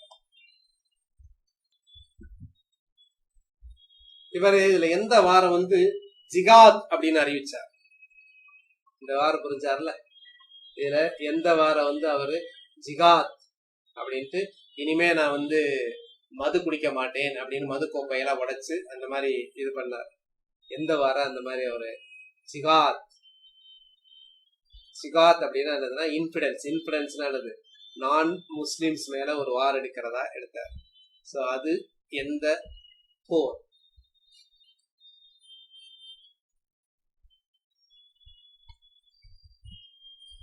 அப்படிதான் ஊக்கப்படுத்தி அந்த போரை வந்து வெற்றி பெற்றார். Battle of Khanwa. கான்வா போர் இருக்குல்ல, இந்த போர் பேட்டில் ஆஃப் கான்வா. ரைட், அடுத்து நான் பார்க்க போறது பாபரோட டொமினியன்ஸ் பாத்தீங்கன்னா அவருடைய எல்லை வந்து பாத்தீங்கன்னா காந்தகாரில் தொடங்கி வங்காளத்தின் எல்லை வரையிலான பாபருக்கு சொந்தமான பகுதிகள் தற்போது பாதுகாப்பா இருந்தன. தற்போதுங்கிறது அப்போது இருந்த போது ராஜபுத்திரர்களின் விரிந்து பறந்த பாலைவனங்கள் பகுதிகளில் ரந்தாம்பூர், குவாலியர், கந்தேரி ஆகியவற்றை ராஜபுத்திர தலைவர்களுக்கிடையே சண்டைகள் இட்டுக் கொண்டிருந்ததால் சோ இந்த ராஜபுத்திரர்கள் இருக்காங்கல்ல, அவங்களுக்குள்ள ஒரு ஒற்றுமையின்மை, அதான் ஒரு முக்கிய காரணம். வந்து முகல்ஸ் வந்து இங்க வந்ததுக்கு மட்டும் கிடையாது, அவங்க எக்ஸ்டெண்ட் ஆகி பின்னாடி முகல்ஸ் வீழ்ச்சி அடையாம இருக்கிறதுக்கு காரணமும் அதுதான். சோ அதனால அவர் வந்து பாத்தீங்கன்னா ஒரு 4 வருடங்கள் தான் ஆட்சி புரிந்தார். ஸோ அதனால பெட் ஆஃப் ரோசஸ் கொடுத்துட்டு போகல யாரு, ஹுமாயூன் கையில. ஹுமாயூன் கையில கொடுக்கும்போது ரொம்ப மோசமான நிலைமையில தான் இருக்கும். நம்ம ஸ்கூல்ல படிக்கும்போது ஒரு இது படிச்சிருப்போம், ஒரு கதை மாதிரி படிச்சிருப்போம். பாபர் ஹுமாயூனுக்கு வந்து உடம்பு சரியில்லாம நோய்வாய்ப்பட்டிருப்பார். அந்த சமயத்துல வந்து பாபர் வந்து சொல்லியிருப்பாரு, கடவுள்கிட்ட பிரார்த்திருப்பாரு, என்னுடைய உயிரை எடுத்துட்டு கூட என் பையனோட காப்பாத்திரு அப்படின்னு சொல்லுவாங்க. சரிங்களா? ஸோ அந்த இதான் இந்த story. Babur state. His son Humayun was ill and Babur and in his love for him said to have prayed offering his own life if his then got well. Humayun recovered. So அதனால வந்து Humayun recovered ஆயிருக்கான்னு சொல்லுவாங்க. அதுக்கப்புறம் வந்து பாபர் வந்து இறந்துருவான்னு சொல்லுவாங்க. Right, அடுத்து வந்து ஹுமாயூன். ஹுமாயூன் அப்படின்னால என்ன பேர் அப்படின்னா லக்கி அப்படின்னு பேர் ஹுமாயூன். ஆனா உண்மையிலே வந்து பாத்தீங்கன்னா ஹுமாயூன் எப்படிப்பட்டவர் அப்படின்னா ஒரு அன்லக்கி ஃபெல்லோ. ஹுமாயூன் என்பவர் ரொம்ப அன்லக்கியா இருந்தார், ரொம்ப கஷ்டப்பட்டவர். சோ ஹுமாயூனோட பீரியட் அப்படின்னு பாத்தீங்கன்னா 1530 இருந்து 1540 வரைக்கும். அதுக்கப்புறம் நாடோடியா போயிடுவார். he was defeated in 1540. அதுக்கப்புறம் திரும்ப 1555 இருந்து 56 ஒரு வருஷம் தான் இருப்பார். அதுக்குள்ள அந்த ஒரு லைப்ரரியில இருந்து கீழே விழுந்து இறந்துருவார். அதுக்கப்புறம் 56 வந்து சின்ன வயதுலயே அக்பர் வந்து அரசர் வந்துருவார். சரிங்களா? ஸோ ஹுமாயூன் அப்படின்னா அவருக்கு பேர் என்ன அப்படின்னா ஃபார்ச்சுனேட் அப்படின்னு பேர், அதிர்ஷ்டக்காரன் அப்படின்னு பேர். ஆனா உண்மையிலேயே அதுக்கு ஆப்போசிட்டா தான் இருப்பார். இவரோட 3 பிரதர்ஸ் இருப்பாங்க. இவர் தான் மூத்தவர். சரிங்களா? சரி, இவரோட பிரதர்ஸ் வந்து பாத்தீங்க அப்படின்னா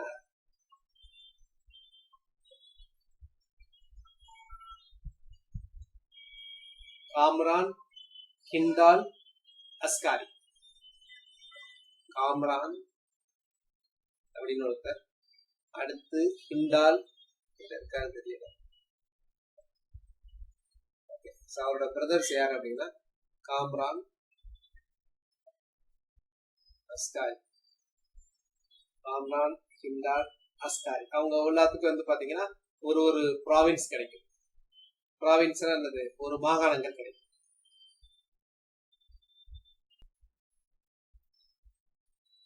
ஹுமாயூன் வந்து நல்ல கல்வி அறிவு கொண்டவராக இருந்தார். தந்தையை போல ஒரு பெரும் வீரர் கிடையாது. He faced a lot of problem. அவருக்கு weak financial system, பலவீனமான பொருளாதாரம் இருந்தது. நிறைய ஆப்கானியர்கள் வந்து இவர் வந்து நிறைய எப்படான்னு எதிர்பார்த்துக்கிட்டு இருந்தாங்க.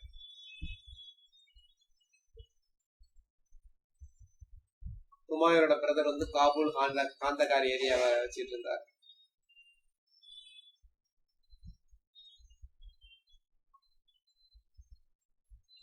அப்பாட்ட சத்தியம் கொடுத்தார், சத்தியம் பண்ண மாதிரி அவர் பிரதர்கிட்ட வந்து ஒரு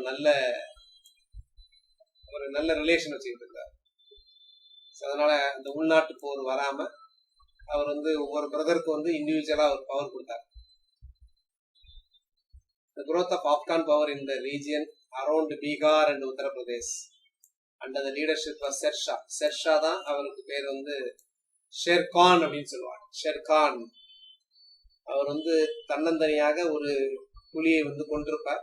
அதனால அவருக்கு பேர் வந்து ஷெர்கான் அப்படின்னு சொல்லுவாங்க. அப்புறம் ஷெர்ஷா அப்படின்ற பட்டத்தோட அவர் பின்னாடி வருவார். அதாவது இந்த முகல் எம்பையர் பீரியட்ல இடையில ஒரு இன்டர்ரெக்னம் சொல்லுவாங்க, ஒரு இடைப்பட்ட காலம். அந்த இடைப்பட்ட காலத்துலதான் இந்த சூர் வம்சம் வந்து ஆண்டது. சூர் வம்சம், அந்த சூர் வம்சத்தை ஆண்டதுல முக்கியமானவர் யார் அப்படின்னா அவர் தான் யார் அப்படின்னா ஷெர்ஷா. ஷெர்ஷா அப்பவே ரொம்ப வயதானவர். So defeating Afghans, தோக்கடிச்சிட்டார் Humayun. This the powerful fort Chunar அப்படிங்கிற அந்த கோட்டையை வந்து முற்றுகையிட்டார்.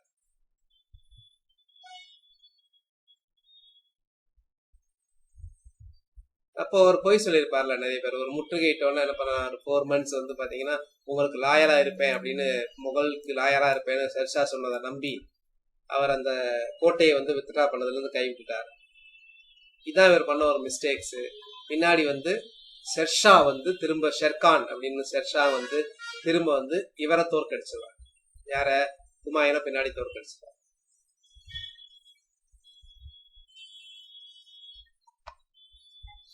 So Sher Shah defeated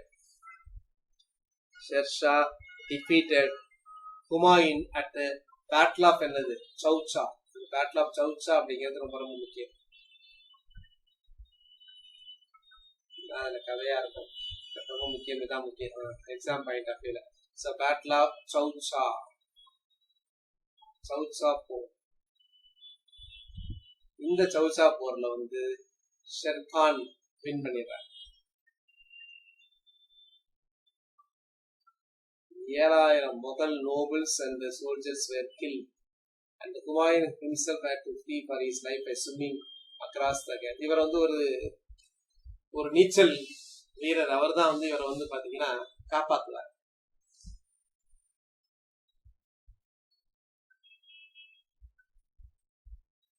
சரிங்களா? திரும்ப அவங்களுடைய பிரதர்ஸோட உதவியால திரும்ப ஒரு போர் புரிவார். Battle of Kannauj. கன்னோஜ் போர் அப்படிங்கிறது வந்து பாத்தீங்கன்னா 1540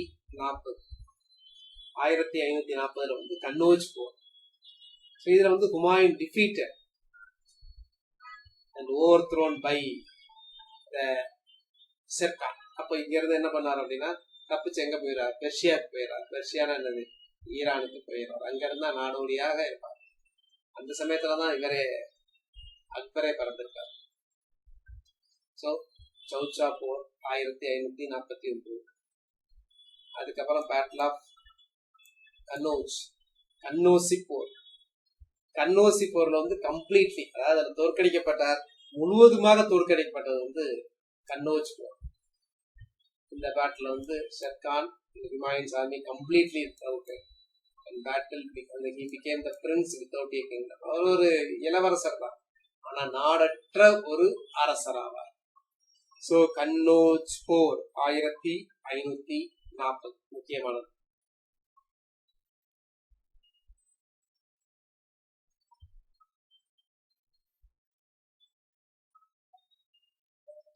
பிறகு அங்கங்க நாடோடியா இருந்து பிரிஞ்சு பின்னாடிதான் அவர் வந்து 1555 கேப்சர் பண்ணார். அப்ப இருந்த ஈரான் அரசர் ஷா தமாஸ் அவரோட முயற்சியால, அவரோட ஹெல்ப்பால 1555 வந்து டெல்லியை வந்து கைப்பற்றுவார். இவரெல்லாம் இறந்த பின்னாடி, யாரெல்லாம் இறந்த பின்னாடி, ஷெர்ஷான்லாம் இறந்த பின்னாடி, அவரோட பையன்லாம் இஸ்லாம் கான் அவங்களாம் இருக்கு. ஷெர்ஷா அப்படிங்கிறவரை பார்க்கலாம். இந்த ஷெர்ஷாங்கிறவர் வந்து ரொம்ப ரொம்ப முக்கியமானவர். ஏன் அப்படின்னா இவரோட அட்மினிஸ்ட்ரேஷன், இவருடைய நிர்வாகத்தை தான் பின்னாடி வந்த முகலாயர்களே வந்து இது ஃபாலோ பண்ணாங்க, கடைபிடித்தார். அவருடைய சிஸ்டம் தான் நிறைய பண்ணார் ஷெர்ஷா. அக்பரோட இந்த மன்சப்தாரி முறை, இந்த மற்ற முறைக்கு எல்லாத்துக்கும் முன்னோடி யாருன்னா ஷெர்ஷா. இந்த வம்சத்துக்கு பேரு சூர் வம்சம்னு சொல்லுவாங்க, சூர் டைனாஸ்டி. இவர் தான் ருப்பியா அப்படின்னு ரூபாய், நம்ம இண்டிபெண்டன்ஸ் வரைக்கும் யூஸ் பண்ணிட்டு இருந்தோம் தெரியுங்களா, ரூபாய். அந்த ரூபாயை ஃபர்ஸ்ட் கொண்டாந்தது யாரு அப்படின்னா ஷெர்கான். ஷெர் அப்படின்னா டைகர் அப்படின்னு பேரு ஹிந்தியில. So from the time of Humayun abandoned the throne in the battle of Kannauj, reigning the power in all ruled by, அது வரைக்குங்க 1540 இருந்து 1555 15 வருஷம் வந்து சூர் டைனாஸ்டி தான் டெல்லி ஆண்டாங்க. ஃபரீட் இவருடைய இயற்பெயர். யாரோட இயற்பெயர்? ஃபரீடு, ஷெர்ஷாவோட இயற்பெயர். இது அடிக்கடி எக்ஸாம்ல கேட்பாங்க, நோட் பண்ணிக்கோங்க. ஃபரீட்.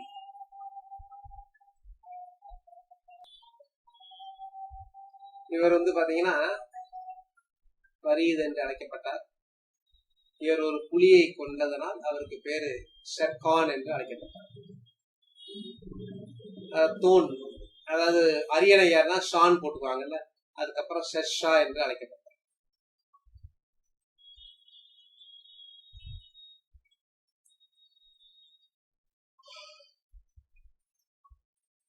இவரோட பீரியட்ல வந்து பாத்தீங்கன்னா Rana Uday Singh of Mewar surrendered without any resistance.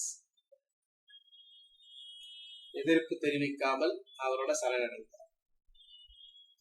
அடுத்து கலிஞ்சாரை கைப்பற்றணும்னு நினைச்சார். கலிஞ்சார் போர். ஷெர்ஷா வந்து கலிஞ்சார் அப்படிங்கிற இடம், ஒரு கோட்டையை கைப்பற்ற நினைப்பார். அங்க வந்து இந்த கன் ஷாட் வந்து வெடிச்சிடும். அந்த வெடிச்சு அந்த இதுல வந்து பாத்தீங்கன்னா அவரு இறந்துருவார் 1545. ஸோ 5 வருடம் தான் அவர் வந்து ரூல் பண்றார். அவருடைய செகண்ட் சன் இஸ்லாம் ஷா, அவர் வந்து 1553 வரைக்கும் இருக்கார். இவர் இறந்த பின்னாடி கன்ஃபியூஷன் வருது. இந்த கன்ஃபியூஷன், இந்த குழப்பத்தை பயன்படுத்தி திரும்ப ஹுமாயூன் டில்லியையும் ஆக்ராவையும் சூர் வம்சத்தின் அரசர்ல இருந்து கைப்பற்றுகிறார். அப்ப ஷெர்ஷா யாரு அப்படின்னா, ஷெர்ஷா வந்து சூர் வம்சத்தை நிறுவியவர்.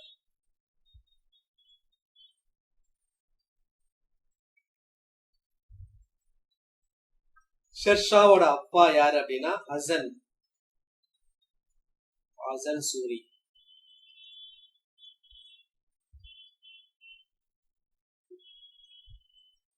ஷெர்ஷாவோட அப்பா.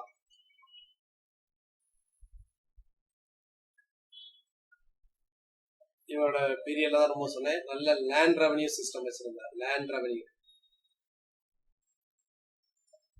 நில வருவாய் திட்டம், நல்ல ஒரு சரியான நில வருவாய் திட்டம் வச்சிருந்தார்.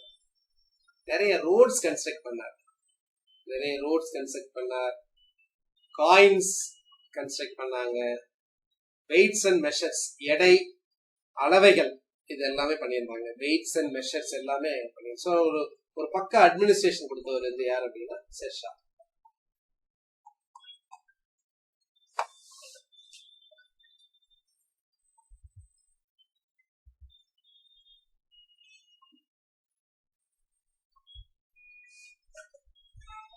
ஷெர்ஷாவோட அட்மினிஸ்ட்ரேஷன்,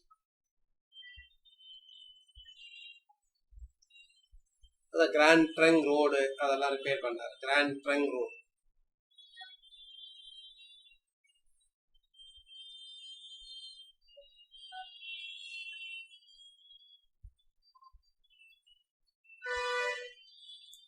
ஷெர்ஷாவோட அட்மினிஸ்ட்ரேஷன், ஷெர்ஷாவோட ரீஃபார்ம்ஸ்,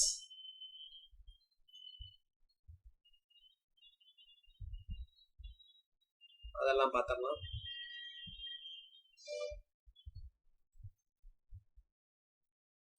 ஓகே.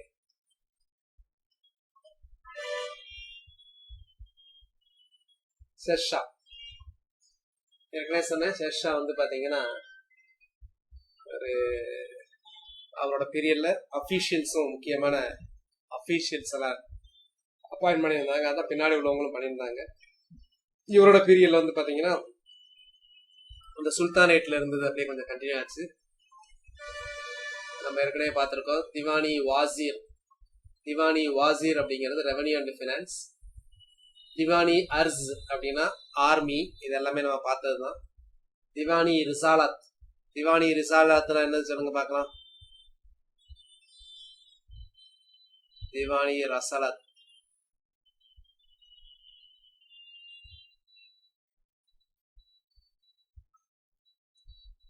ரசாலத் என்னது சொல்லுங்க. Diwani Risalat, yes, very good Kalpana. Diwani Risalat அப்படிங்கிறது ஃபாரின் மினிஸ்டர், வெளியுறவுத்துறை அமைச்சர். ஃபாரின் மினிஸ்டர், வெளியுறவுத்துறை அமைச்சர். அதே மாதிரி மினிஸ்டர் ஆஃப் கம்யூனிகேஷன்ஸ் அப்படிங்கிறவர் யார் அப்படின்னா திவானி இன்ஷா. திவானி இன்ஷாங்கிறது தகவல் தொடர்பு அமைச்சர். இன்ஷா.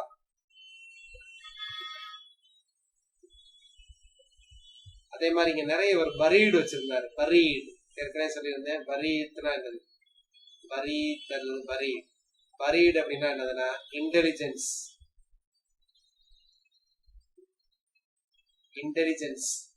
ஸ்பைஸ். இன்டெலிஜென்ஸ் ஸ்பைஸ்ன்னு சொன்னா சரிங்களா. ஸ்பை உளவு.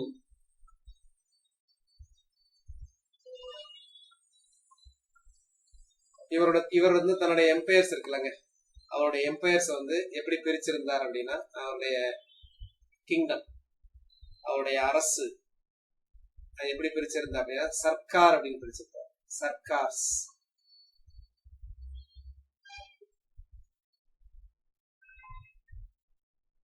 சர்க்கார்கள் அப்படின்னு பிரிச்சிருப்பார். இந்த சர்க்காரை வந்து என்ன பண்ணிருப்பார் அப்படின்னா பர்கானா அப்படின்னு சொல்லிச்சிருப்பார். சர்க்காருக்கு கீழே வந்து பாத்தீங்கன்னா பர்கானா.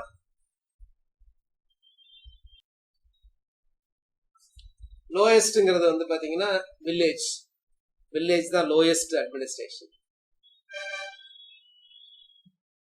அந்த பர்கானா இருக்காங்கல்ல, அந்த பர்கானா இருக்கிறவங்களுக்கு வந்து எந்த மாதிரி போஸ்ட் இருக்கும் அப்படின்னா பர்கானால இருக்கிறவங்களுக்கு வந்து பாத்தீங்கன்னா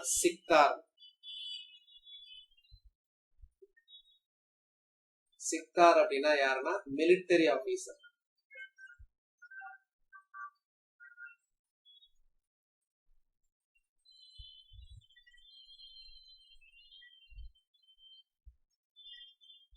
சிக்தார் அப்படின்னா ராணுவ அதிகாரிகள்.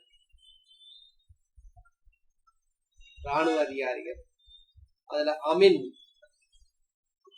Land revenue officers. Land revenue collect பண்ணக்கூடிய ஆபீசர்ஸ். அமின்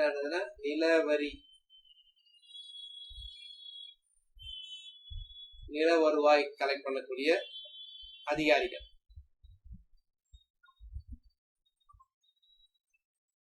பொட்டேடார் இவர் யாருன்னா ட்ரெஷரர், கருவூல அதிகாரி.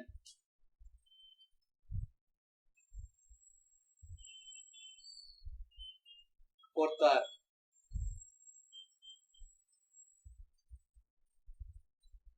கருவூல அதிகாரி.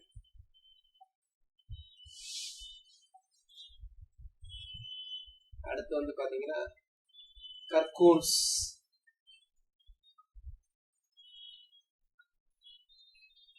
கக்கூன்ஸ் அப்படிங்கிறவர் யார் அப்படின்னா அக்கௌண்டன்ட், கணக்கப்பிள்ளைன்னு சொல்லுவாங்களா ஊர்ல இருப்பாங்க, கணக்கப்பிள்ளை அப்படின்ற மாதிரி கணக்கர்கள். மௌசா அப்படின்னா லோயஸ்ட் யூனிட். மௌசா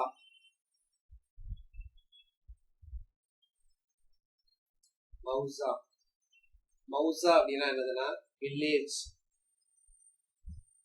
கிராமம்னு அர்த்தம். மௌசா மௌசானா வில்லேஜ், கிராமம் என்று அழைக்கப்பட்டது.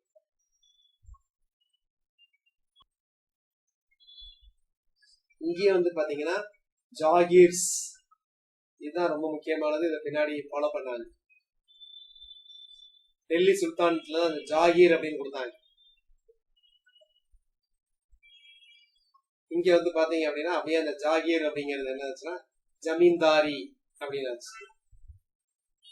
ஜமீன்தார் அப்படின்னா லேண்ட் ஓனர் அப்படின்னு அர்த்தம் பெர்ஷியன்ல. முகலாய பீரியட்ல இந்த ஜமீன்தார்கள் வந்து பாத்தீங்கன்னா நோபல்ஸ், பிரபுக்கள் என்று அழைக்கப்பட்டாங்க.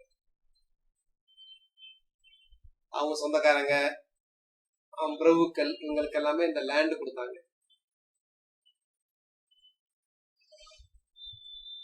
இது வந்து ஹெரிடிட்டரியா இருந்தது. உங்களுக்கு இங்க வந்து பாத்தீங்கன்னா டெல்லி சுல்தானேட் பீரியட்ல ஹெரிடிட்டரியா இல்ல, யாருக்கெல்லாம் டிரான்ஸ்ஃபர் பண்ணுவாங்க. இங்க அப்படி கிடையாது, பரம்பரையா வந்தது. ஜமீன்தார் வந்து அங்க இருக்கக்கூடிய அந்த மக்கள்கிட்ட, அந்த குத்தகைதாரர்கிட்ட, அவங்கள்ட்ட வந்து லேண்ட் ரெவன்யூ எவ்வளவு நாள் கலெக்ட் பண்ணிக்குவாங்க. ஒரு பிக்சட் அமௌண்ட் வந்து அரசுக்கு கொடுப்பாங்க, பிக்சட் அமௌண்ட் வந்து ஸ்டேட்டுக்கு கொடுப்பாங்க, அரசுக்கு. இங்க ரெவன்யூ அபிஷியல்ஸ்க்கு இவரோட பீரியட்ல, ஷெர்ஷா பீரியட் ரெவன்யூ அபிஷியல்ஸ்க்கு பேர் வந்து பாத்தீங்கன்னா அமில்.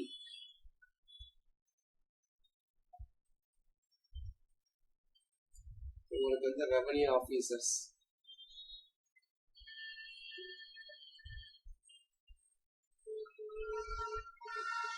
வருவாய் அதிகாரிகள். அந்த ரெவன்யூ ரெக்கார்ட்ஸ் எல்லாம் இருக்குல்ல, வருவாய் ஏடுகள்,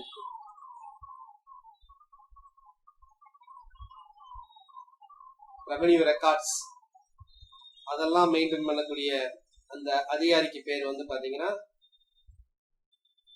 குவானன்கோ. குவானன்கோன்னு அர்த்தம்.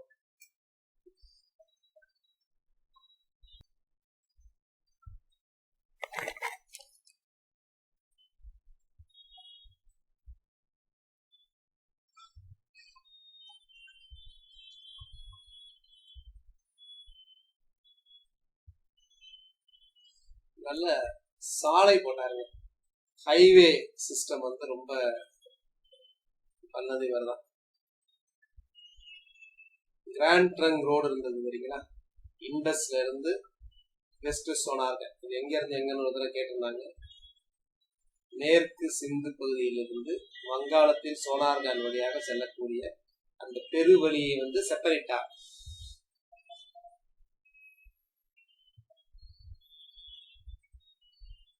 He also built road connecting Gujarat's seaports with Agra and Jodhpur.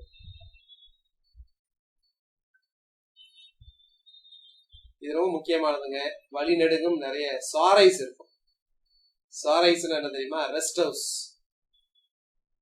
சாரைஸ், சராய். சராய் அப்படின்னா என்னதுன்னா சத்திரங்கள். அந்த காலத்துல தங்கி இருப்பாங்கல்ல, அந்த வெளியூருக்கு போறவங்க எல்லாம் தங்குறதுக்கு சத்திரம். இந்த சத்திரங்களை வந்து நிறைய வச்சிருக்காங்க.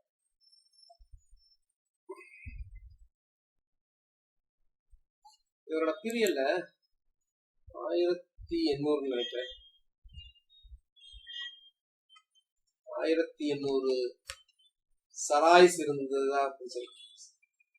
சராய்ஸ் ஷெர்ஷா பீரியட்.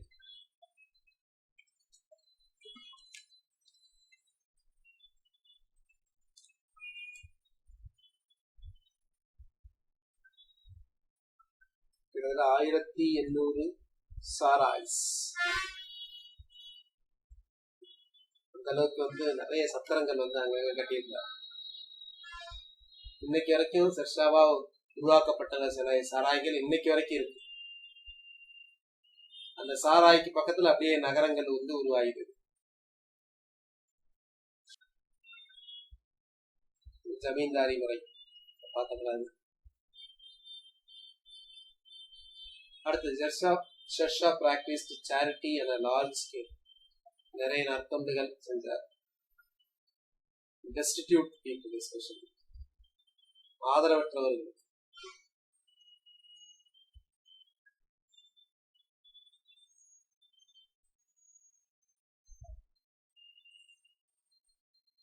இவர் ஒரு சன்னி முஸ்லிம். பாரபட்சம் இல்லாமல் நீதி வழங்கினார். தவறு செய்தவர்கள் பிரபுக்களாக இருந்தாலும் தன் உறவினர்களாக இருந்தாலும் அவர்களை தண்டிக்க தவறவில்லை. இந்த ரெபலியஸா இருப்பாங்களா சில பேர், ரெபலியஸ் கலக மனப்பான்மை கொண்ட ஜமீன்தார்கள், பிரபுக்கள், கொள்ளையர்கள், திருடர்கள் ஆகியோரை கடுமையாக தண்டித்தார். சட்டம் ஒழுங்கு, லா அண்ட் ஆர்டர் வந்து ரொம்ப பேர்னாருங்க. இந்த பீரியட் ரொம்ப முக்கியமானது. லா அண்ட் ஆர்டர் பக்காவா இருந்தது. அதனாலதான் நல்ல ட்ரேட், வர்த்தகம் வந்து செழித்தோங்கியது.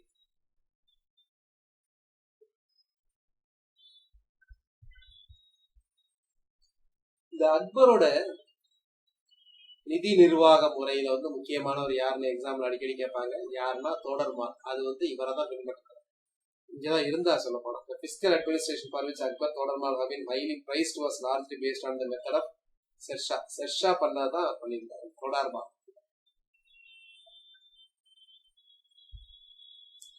பட் இவரால் நிறைய பீரியட் இவர் ரொம்ப இல்லை, இவர் 5 வருஷம் தான் இருந்தாரு. ஆனாலும் இவர் வந்து ஒரு சிட்டி கட்டினார். அதுக்கு பேர் வந்து புராணா கிலா. புராணனா ஓல்டு, புராணா கிலா அப்படின்னு ஒரு ஓல்டு போர்ட் வந்து கட்டினார்.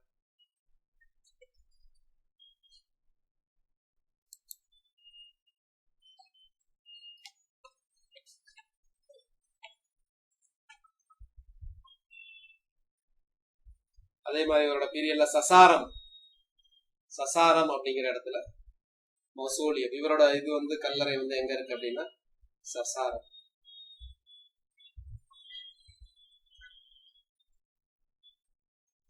ஷெர்ஷாவோட கல்லறை.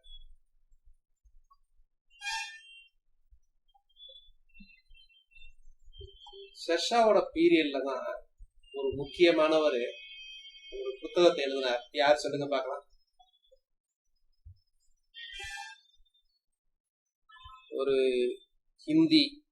ஹிந்தியில எழுதப்பட்ட ஒரு காவியம். அந்த காவியத்தை படைத்தவர் இவர் பீரியட்ல வாழ்ந்தார். யார்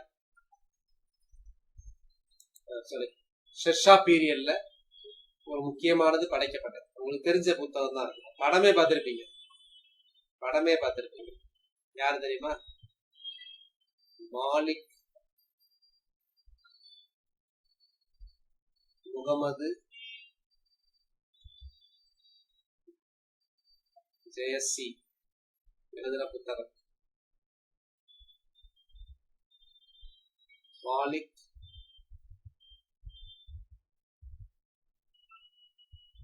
முகமது ஜெயசி எழுதின புத்தகம். கரெக்ட். அபிராமணி போனா சொல்லியிருக்கிறாங்க. அந்த புத்தகத்தோட பேர், இவர் எழுதின புத்தகத்தோட பேர் என்ன தெரியுமா? பத்மாவதி.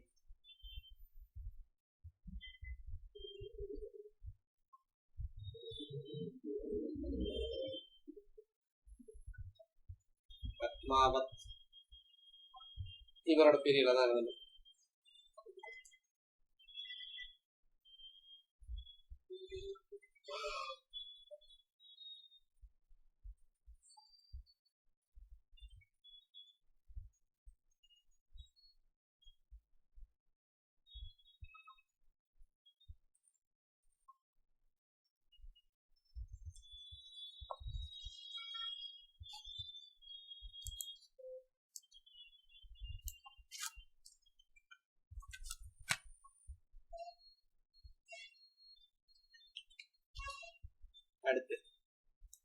அடுத்து ஷெர்ஷா வந்து பாத்தீங்கன்னா issued a சில்வர் காயின்.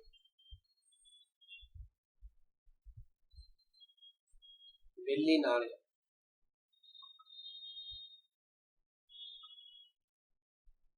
அந்த வெள்ளி நாணயத்துக்கு பெயர் என்ன தெரியுங்களா? ருப்பியா.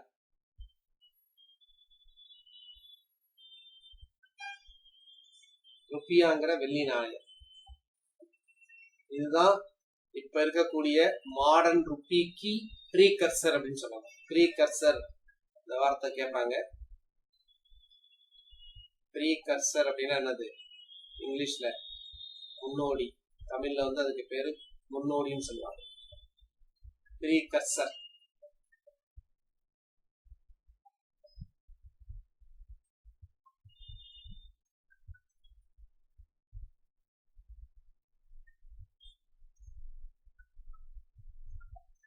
அதே இது கோல்டு காயின்ஸ் இஷ்யூ பண்ணாங்க. அந்த கோல்டு காயின்ஸுக்கு பேர் என்ன தெரியுமா? முகுரு. தங்க நாணயங்களுக்கு பேர் வந்து முகுரு.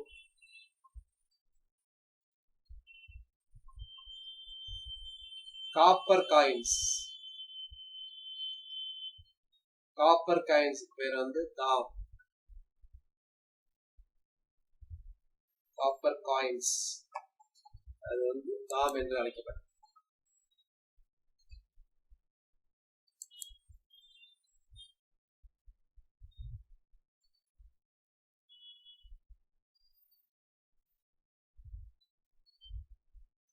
சில்வர் ருப்பியா வந்து 178 கிரைன்ஸ் சொல்லுவாங்க. கிரைன்ஸ் கிட்டத்தட்ட கிராம்ஸ் வச்சுக்கலாம்.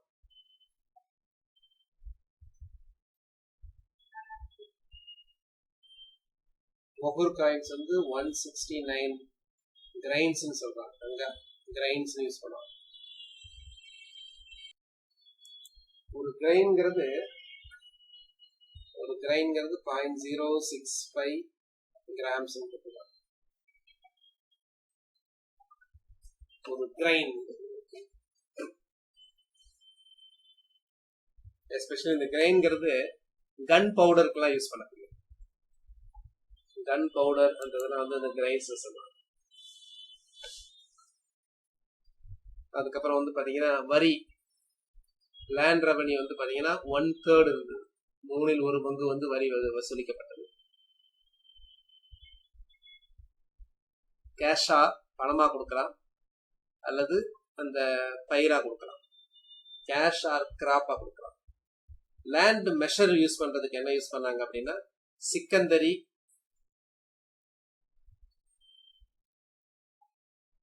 இதான் ஒரு ஸ்டாண்டர்ட் மெஷர்மெண்ட்டுக்கு யூஸ் பண்ணாங்க. சிக்கந்தரி கஸ் இது ஏற்கனவே சொல்லியிருக்கேன். இது அடிக்கடி எக்ஸாம்ல கேட்பாங்க. இது யாரு கொண்டாந்தது? சிக்கந்தரி கஸ் அப்படிங்கிறது பேர்லயே இருக்கும். ஸோ இவர் தான் இந்த லேண்ட் மெஷர்மெண்ட்டுக்கு இன்னைக்கு வரைக்கும் கூட நிறைய சர்வேயர்ஸ் எல்லாமே இதான் யூஸ் பண்ணிட்டு இருக்காங்க. இது யார் கொண்டாந்தா சொன்னாங்க அப்படின்னா சிக்கந்தர் லோடி. அந்த ராயல் ரோடு சொன்னேன், அந்த ராயல் ரோடுக்கு பேர் வந்து பாத்தீங்கன்னா ஷாஹி. ஷாஹிங்கிறது தான் அந்த grand trunk road, GT road. எங்க இருந்து போகுது? இண்டஸ் வேலியில இருந்து சோனார் வேலி வரைக்கும்.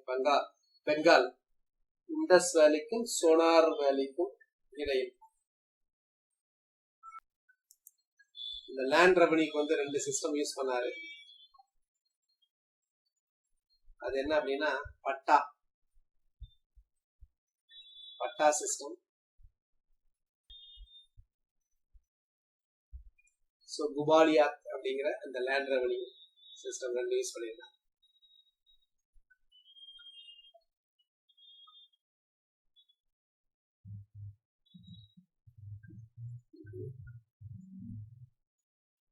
இந்த பட்டா சிஸ்டத்துல என்ன பண்ணிருப்பாங்க அப்படின்னா அந்த ஏரியாவோட கல்டிவேட்டட் ஏரியா இருக்குல்ல, எவ்வளவு சாகுபடி பண்ணியிருக்கிறாங்க, அந்த விவரங்கள் எல்லாமே ஒரு பேப்பர்ல எழுதியிருப்பாங்க.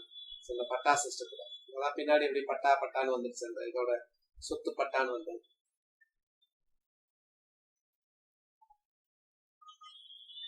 குபாலியாத் அப்படிங்கிறது என்னது அப்படின்னா எவ்வளவு இந்த லேண்டுக்கு எவ்வளவு வரி கட்ட வேண்டும் அப்படின்னு அவங்க 2 பேர்த்துக்கு நடுவில் ஒரு அக்ரிமெண்ட் இருக்கும். அந்த அக்ரிமெண்ட் தான் குபாலியாத் அப்படின்னு சொல்லுவாங்க.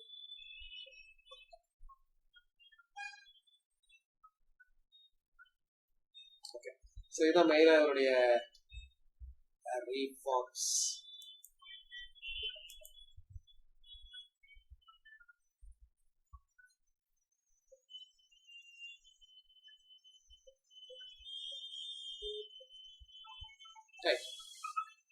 அடுத்து வந்து பாத்தீங்கன்னா ஹுமாயூன். ஹுமாயூன் வந்து 1545 வந்து திரும்ப வந்துடுறார். நான் சொன்ன இஸ்லாம் ஷா இவங்கெல்லாம் வந்த பின்னாடி அதுக்கப்புறம் வந்து அவர் வந்து திரும்ப மீண்டு வந்துடுறார்.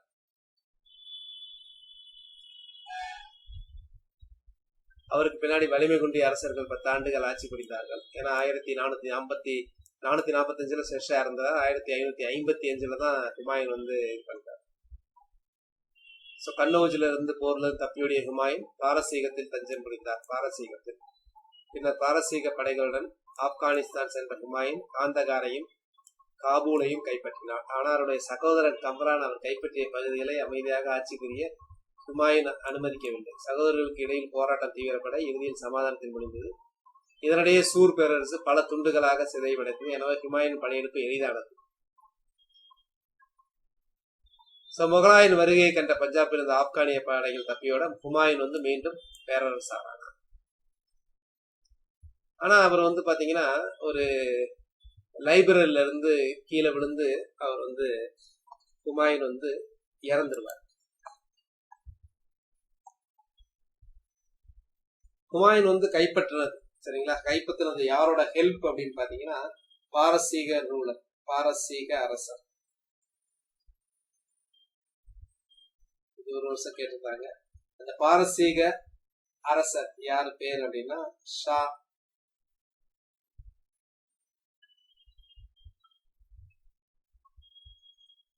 தமாஷ். Persian ruler. பாரசீகம்னா Persian ruler Shah.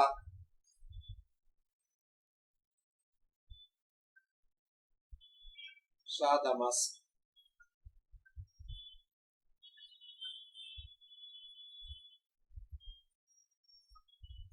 So 1556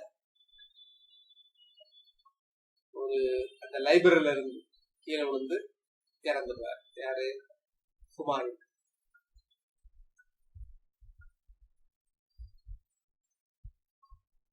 So 1555 வர்றாரு, 1556 ஒரே ஒரு ஆர்டர். அதனாலதான் அவர் சொல்லுவாரு, வாழ்க்கை முழுவதும் தவறி விழுந்த ஹுமாயூன் வாழ்க்கையை விட்டே தவறி விழுந்து இறந்தார் அப்படின்னு சொல்லுவார். Humayun stumbled out of his life as he has stumbled throughout.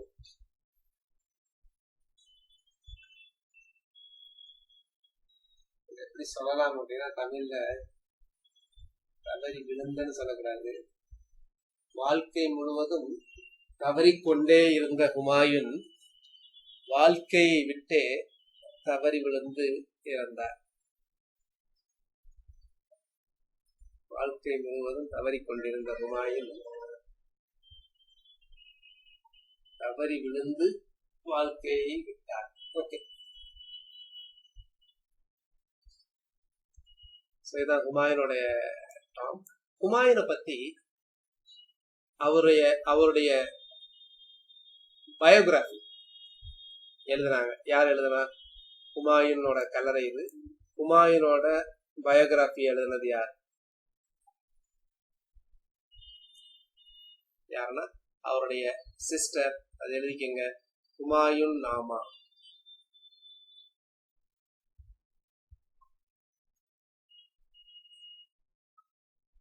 அவருடைய சிஸ்டர்.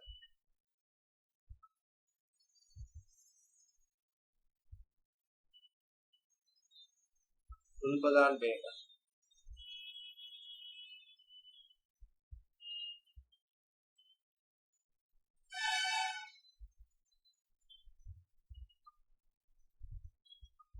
குல்பதான் பேகம்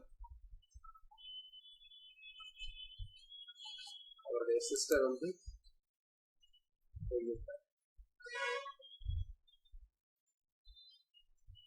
ஹுமாயூன் வந்து பாத்தீங்கன்னா ஒரு புதிய ஒரு நகரை நிர்மாணித்திருப்பார். அந்த நகருக்கு பேர் வந்து பாத்தீங்கன்னா அடிக்கடி எக்ஸாம்ல கேட்பாங்க, தீன் பனா. தீன் பனா என்ற நகரை நிர்மாணித்தவர் யார் அப்படின்னா ஹுமாயூன்.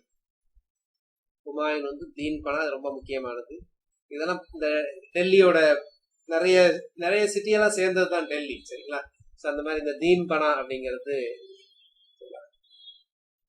ஹுமாயூனோட டாம்பை யாரு கட்டினா? ஹுமாயூனோட இப்போ ஒரு கல்லறை காட்டினேன்னு உங்கள்கிட்ட. இந்த ஹுமாயூன் கல்லறை யாரு கட்டினா அப்படின்னா அவருடைய மனைவி ஹமீதா பானு பேகம். ஹமீதா பானு பேகம்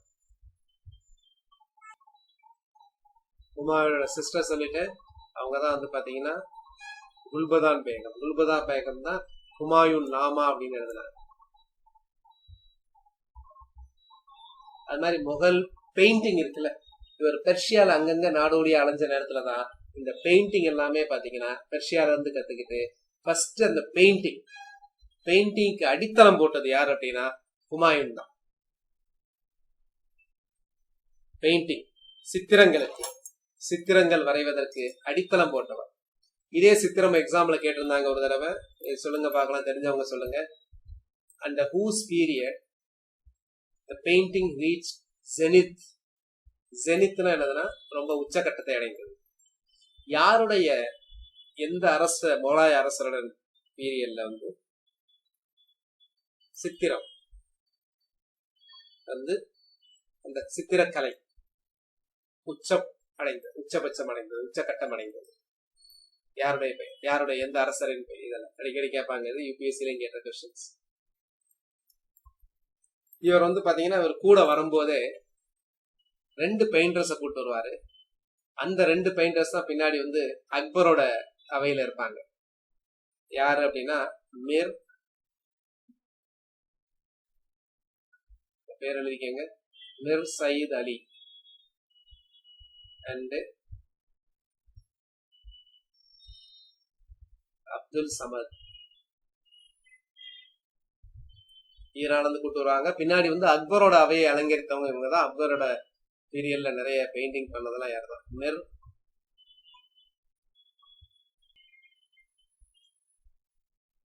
அப்துல் சமத்.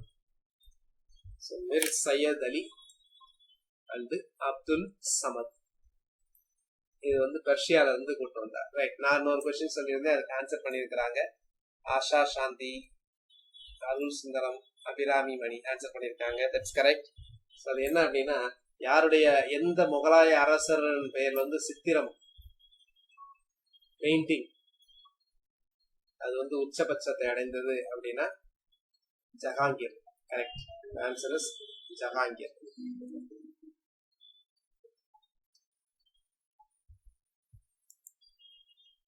ரைட், இன்னைக்கு இதோட முடிச்சுக்கலாம். பிறகு நம்ம வந்து அக்பர் வந்து கண்டினியூ பண்ணலாம், நாளைக்கு கண்டினியூ பண்ணலாம்.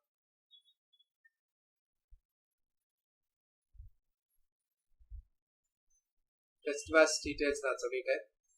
உங்களுக்கு டெஸ்ட் பேட்ச் ஷெட்யூல்ஸ் இருக்கு. அந்த ஷெட்யூல் சமயத்துல உங்களோட மெயிலுக்கு டெஸ்ட் வந்துடும்.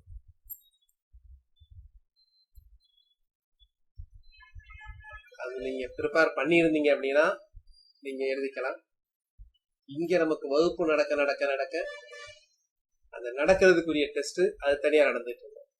நீங்க அந்த டெஸ்ட்டை நீங்க எழுதிக்கலாம், இந்த டெஸ்ட் எழுதிக்கலாம், சரிங்களா? இந்த டெஸ்ட் தான் உங்களுக்கு வந்து அதோட ஸ்கோரு இது எல்லாமே உங்களுக்கு டீடைல்ஸ் இருக்கும்.